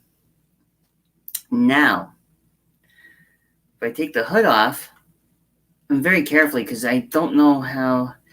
So this is basically what Black Beauty looks like under the hood. So that's Black Beauty's little power plant. Followed by, if you look in the interior, I don't think you can see it very well, but if you look in the interior, there's a ProMod seats. There's no chassis. There was door. I actually melded the doors, door panelings inside, and then underneath. Oh man, she's losing her license plate. That's not cool. And this is what she looks like underneath, with a green frame and some exhaust wrap. So yeah, this was basically all custom work. Originally, there were I actually added these little mounts for the hood, because originally there was a engine compartment I decided to cut out, and then I set the engine back. I was able to get everything together, and yeah, it was quite fun. And of course, underneath the hood, I did a little bit of a spray job kind of thing, kind of like gold with and the funny thing is, it was a lot of customization. A little bit, I shouldn't say a lot. It was just like a little bit. But this is my older part. This one didn't really. I had a lot of kits I built, but there was a lot of discrepancies. People didn't think I was. They thought because I was building them, they didn't think I was on the level. So I kind of I was like, you know what? I'm going to back off. Actually, this was the last kit I built before I went on my building hiatus. So, and except for one that I promise I won't show. It's more. This one, I made one for my father. He had passed away from Lou Gehrig's disease back in 2015. And I actually did this one in memory of him. But it's not, like I said, I'll show you guys what I'm talking about. It's a memorial car. It was built for my father. It was actually, I gave it to him. And then when he had passed, I had to get something to mount it up, and I'll show you guys really quick. It's not a big deal. And we'll call for one more show build here, and I'll show you what I'm talking about.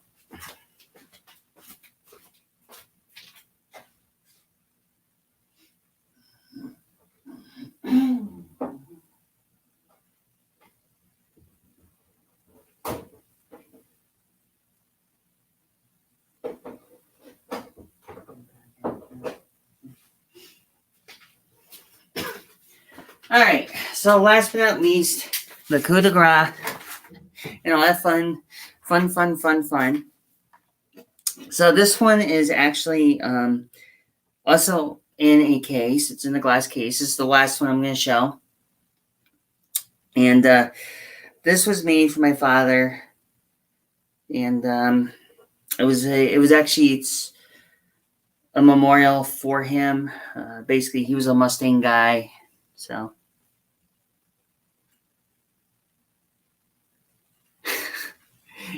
Yeah, I did. Actually, this is the last one. And the last one I actually built for him. Well, this is one I actually built for him, period. So, here we go. Oh, and it's his memorial. Though being in this and prior to moving, that's basically it right there. GT350. This was a scale 3. Unfortunately, I can't show the engine. But this is, or was, the car he always loved. He actually had a Mustang way back when. And the funny thing is, I didn't really think, it was his car. It was like a car he wished he had. Did a lot of work. This one was a Revell kit. And the funny thing is, with the Revell kit, the frame was a bit cocked. So you had to kind of work the frame to get the body to sit. And for that, I actually ran a blue. It was like a metal flake blue. I was trying to get as close as I can with the box art. And I found out one thing from the guy who told me. He said the box art was, he said basically the box art was just it was a darker color. And he said the only color that can come close was that one. So I was like, okay, maybe I'll just run with it and see what happens. And then when he had passed, then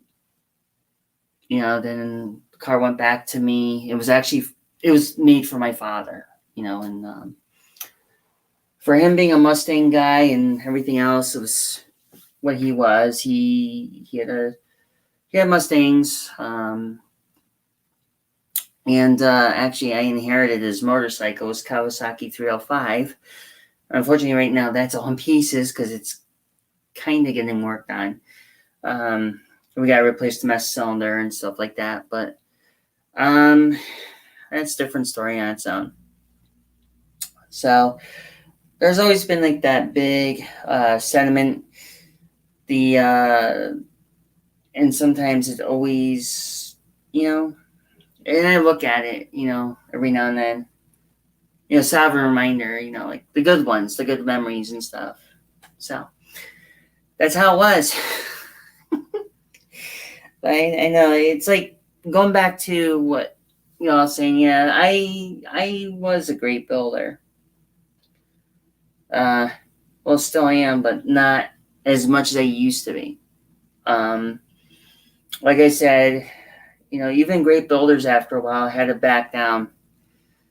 I mean, I was one of the few that competed against other model builders who were also from like Staten Island and all them, and they were pretty good themselves. And it was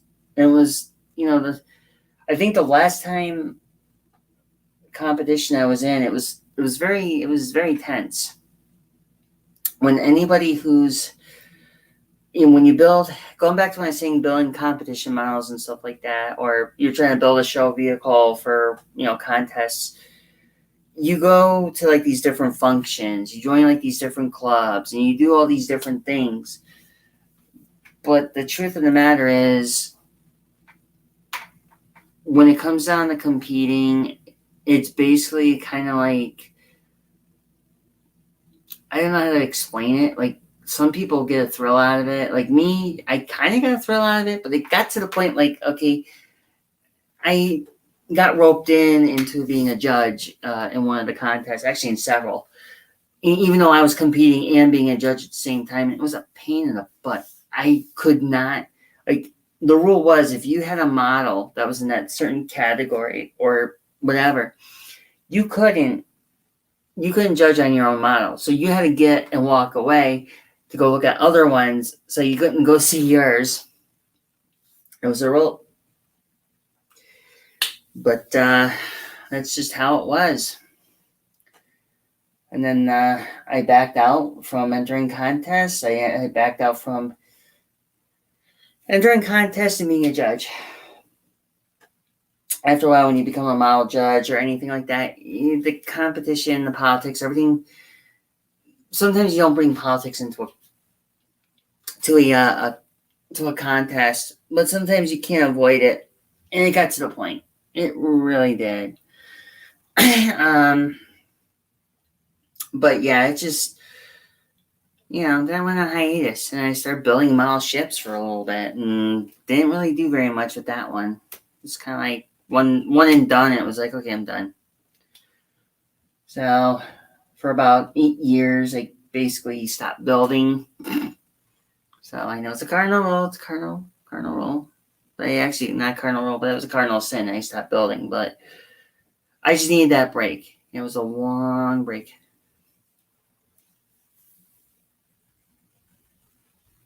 Yeah, you know what? I always look at it this way about that, John, and it's funny because I don't normally, I don't know how to put it. It's like I don't normally, when I used to enter, like what I'm saying is like when you're younger, it's fun to enter, it's fun to judge, but sometimes like when people, like as certain people get older, it depends on where they go with it. Some are going to do it as, they'd rather be a strictly judge, or they're going to just be a contestant and keep entering and entering. And there's some that just, well, like me, for an example, just went poof, and that was it. I don't, do I miss doing it? I do. But would I do it differently? I probably would. I think I would probably. I'd say I would probably just enter. But then again, I got. I actually got kicked out of one contest. There was a model truck kit I built, and that model truck kit, they thought I bought it at a gas station, and I didn't. I actually built it. It was a Revell monogram tractor, and I used a paint that was a 1964, like a metallic silver. It's like a 60s metallic silver, and it was an automotive paint. And I did a bang up job on it. So I entered it in a model contest, and I got passed over. Like they didn't think I actually built it. They thought I bought it, and God's honest truth, I was just like, yeah, okay, that is not cool, man. That's really, really not cool.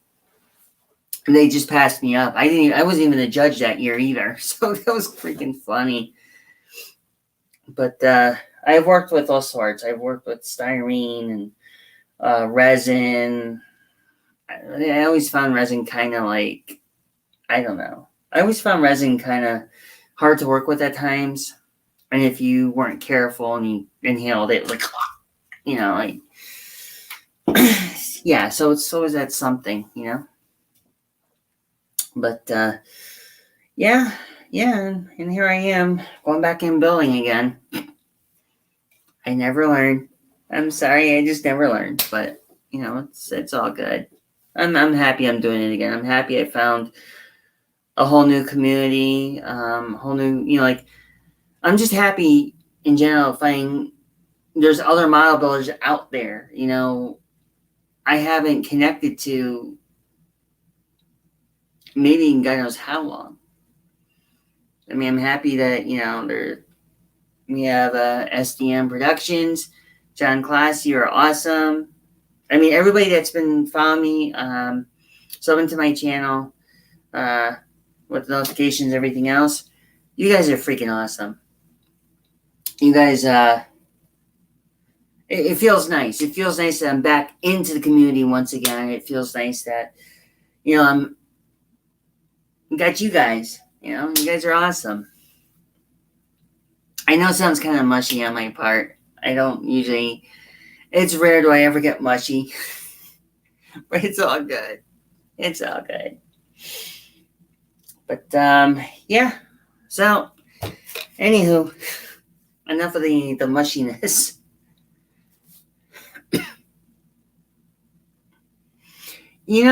I don't know. Facebook groups, like I said, social media, I can get involved, but sometimes I don't. I get involved, but I kind of don't get involved. I've seen those. I came across quite a few of them on my channel a long time ago. Yeah, the trolls, the ones that are just like, oh, you like one that's like, oh, you didn't make them or something. Like they'll say, oh, you didn't make them. You bought them from someone else, or something really minuscule or bad, or somebody can like talk junk about you because, well, that's because what they want to do. But you gotta look at it this way. You show them a mirror, they'll run. That's how I look at it. And yes, you gotta watch out for the trolls because it's always important not to be. It's always important not to be intimidated in those circumstances. Only because if you get intimidated, then it's just the self-esteem will just kind of go downhill, if you know what I mean. So, yeah, I don't know, man. I don't know. There's a lot that happens. Social media's got a bunch of trolls, and you can't do a whole lot. Except just do the best you can, ignore them, and, if they don't like it, that's not your problem. It's going to be theirs, and of course I hit the oil tank.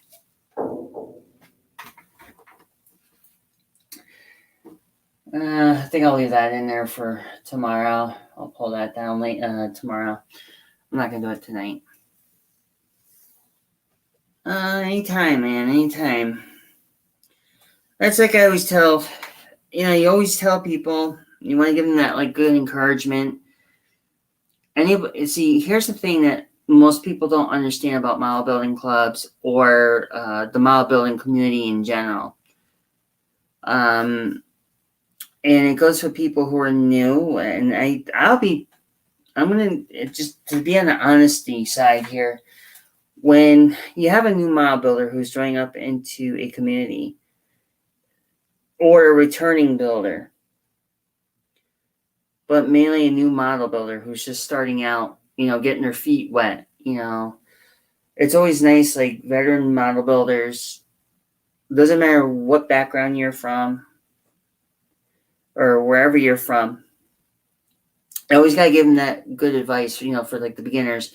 And you got to tell them, hey, it's a good job, because at least if you tell them, it gives them more to be inspired to do things. But going back to the trolls, that's a different story. Now, trolls can be a bit more aggressive or however the case may be, but it shouldn't stop a new model builder or somebody who's a veteran model builder, to keep doing what they need to do, I mean, the honesty of all of it is that some of the trolls that do pick on people who are veteran model builders or beginners, you have to. It's a key thing to encourage the new builders. I mean, we all been down that road. We all have. So, well, there you go. Hey, your son's 14 when he started building. Jesus God Almighty. You don't want to know. You don't want to know. I mean, you got people out there just like, oh, yeah, 14-year-old, they can't build nothing. Like, if they're willing to learn, they're willing to learn. But you don't tell them not to. Just encourage them. Encourage the new builders. It doesn't take very much. You got to tell them, compliment them on something. Say, hey, look, good job. Don't discourage them. I mean, come on. I mean, you got anybody who says that, anybody who discourages a new builder or a veteran builder, regardless, and if it's a troll that does it, the troll, excuse me, 9 out of 10 times, the actual social media troll has really no life, number one. Number two, they don't have no social outlets. Number three, they want to pick on somebody who they can lower down their standards to their level. But number four, if they're dwellers in their mom's basement, that alone right there is telling. There you go. And that's good to teach them at that age, because at that point now, think about this. At 4 years old, now you can go from somebody who's at the age of 4 to being 14. That's plenty of time from the ages of 4 to 14, because now they know they're not new. When they're new, like if you start them at the age of 4, they're new. And then as soon as they get into the teens, it's anybody's game. That's the beauty of it. Hey, how you doing, Spunky? But that's the beauty of it all. And I'll be, and you just got to be honest with them. You can't lie to them. I mean, I don't know. You look back at some of the good works you do, and you look back at some of the good works you do, and some of the stuff that the trial and error, and there you go. You got it all set.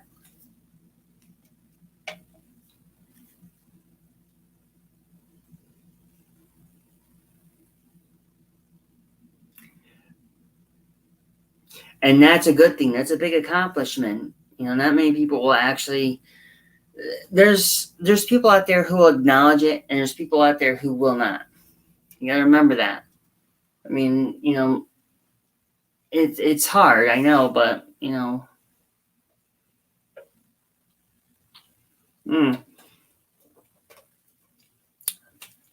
mean, hell, if you earn like a high award, right there, that makes you want to go further. Because up in here, you get the highest award, and you got that mindset there now with the reward. Now it's like, okay, I got this award. Now I can just push it even further, take it up another notch, or challenge yourself to a greater height. That's all. And there you go. And that's awesome because shit. Wow. I don't know. There's like so much you can do, and I wish they had something like that back then. When I was doing stuff like that. Nah, not for me. It was glue bombs and glue bombs. But I don't know, man. I don't know. There's so much goes on. There's way too much going on. And it's like I said in one of my streams. In order to keep a dying art alive, you gotta train, you gotta bring in new people who are willing to want to do it and keep it going. Because at some point, the ones that have been doing it the longest aren't going to be around long enough to do it anymore.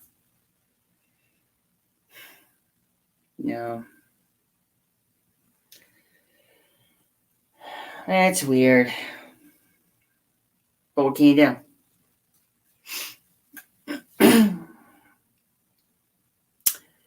Yeah, airbrush is different.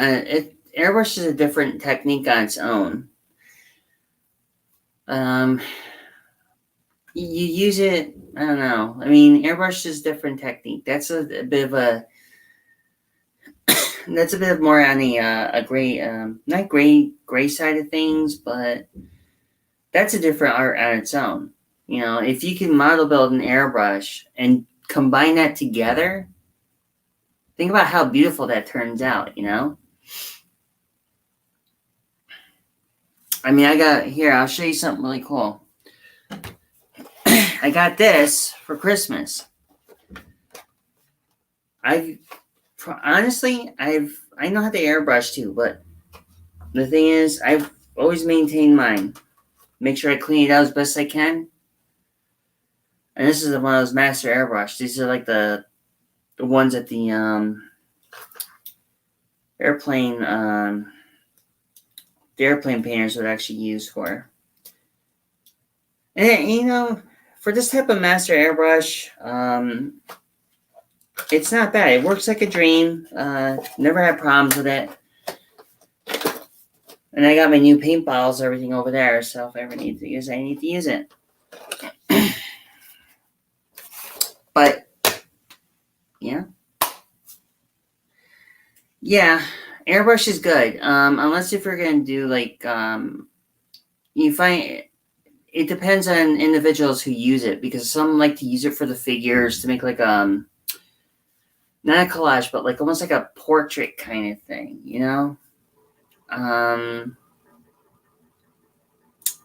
Some use it for other reasons. I mean, if you see model builders out there in the contest, they just do it as a portrait.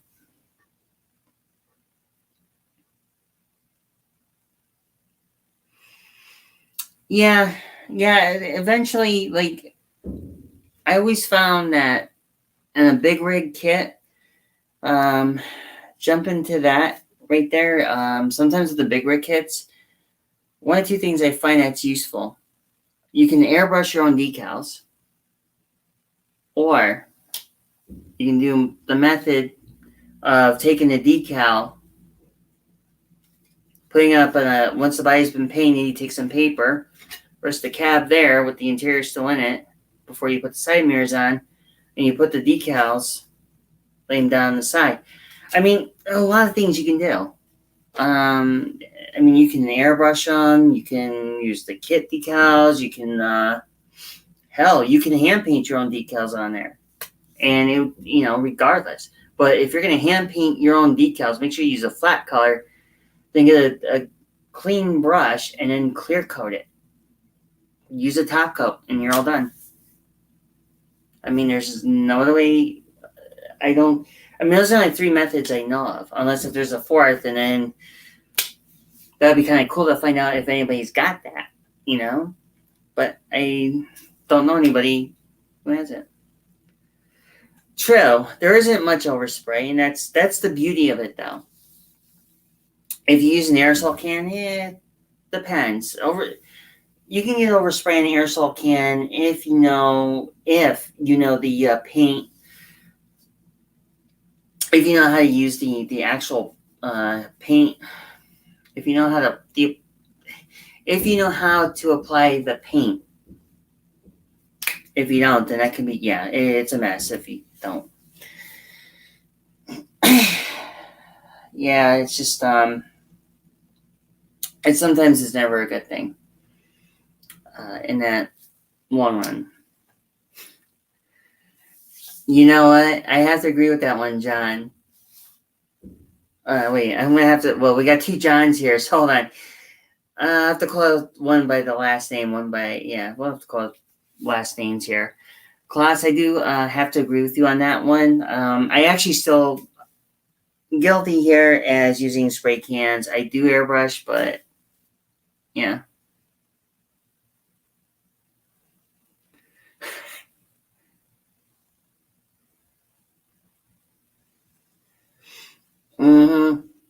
I mean, you see here, the workshop I'm in, it's small. It's, I can show you exactly how small the workshop I have here.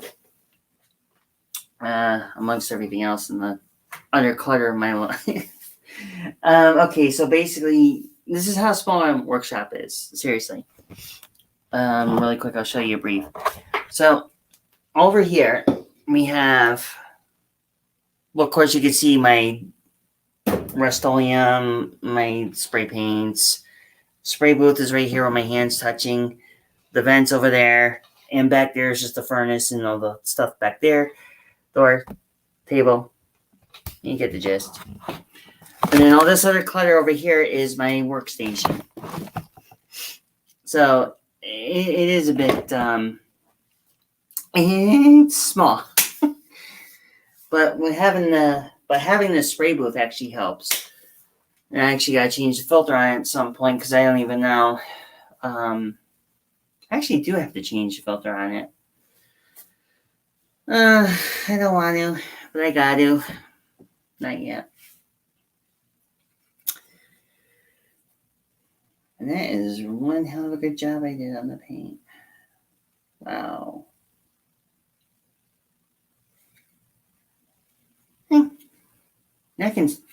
Now I start focusing on the next little parts. But yeah, that's all. I don't know.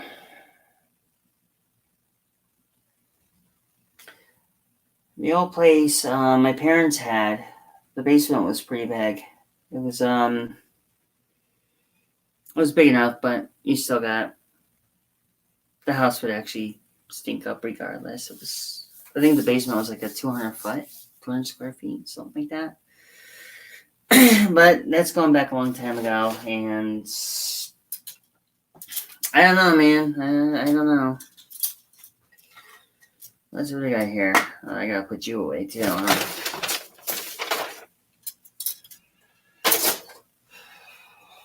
But neither here nor there. So wait. What we got here? Alrighty. Well, this is unusual. Note to oneself, why would you put the air cylinders where the gear casing is? The transmission meaning. Well, I know about the water manifold, but it's a different story. Rocker arm covers. Were those even like chrome or were they straight up plastic? I bet you they're going to be chrome. Why am I not surprised that they aren't?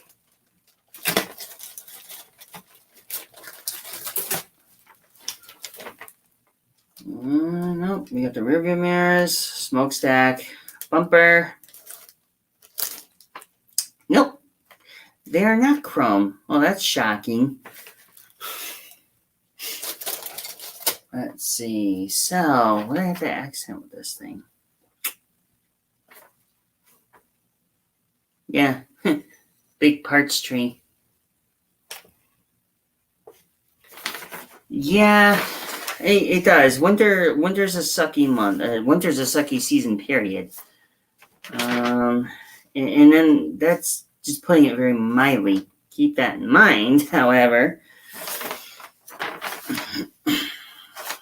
Oh my god, there's so much.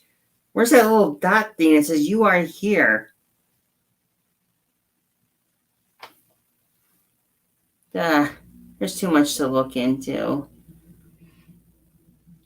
And there's too many parts. Oh, of course. Found them. They're right there. I'm not going to start painting the parts of the engine. I'm just getting an idea to see what I'm going to be doing next on this engine and whatever mishap trouble I can get myself into. So, for another time, I'm not going to do too much anymore. It's getting a bit running late. Huh? Oh, yeah. Because the problem with the wintertime is two things that go wrong. Either your spray can nozzle is going to freeze, or the fact that you spray something and it doesn't turn out right, where the paint becomes very clumpy, and that's the thing that's one of those things you don't want to do. Oh wait a minute, I'm curious. Well, that's really interesting. I'm not going to try to put that. Let me test fit that in here real quick. Wait, what do you think about the color? Brown and green.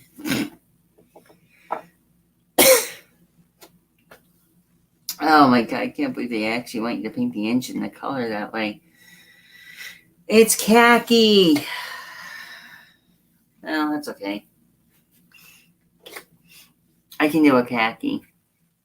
I gotta put it in there. Well,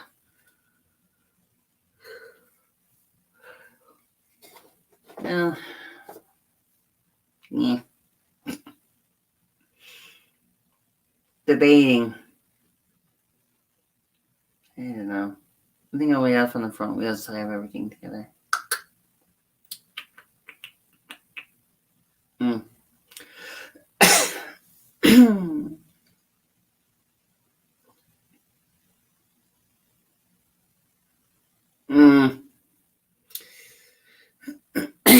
Yeah, that's the other thing I don't like winter. You know, I don't know. I think fall is more. I don't know. Would fall be any better, or would fall be like just as bad? I mean, one would imagine.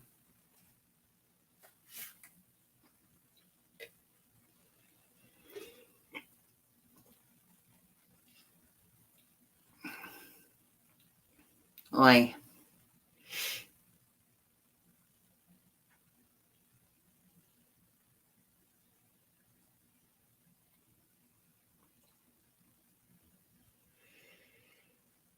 mm-hmm.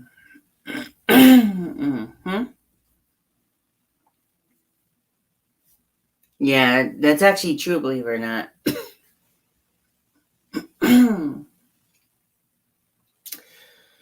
That's all said and true. And then what? Well, anyways, there's not much else I could do tonight for the stream.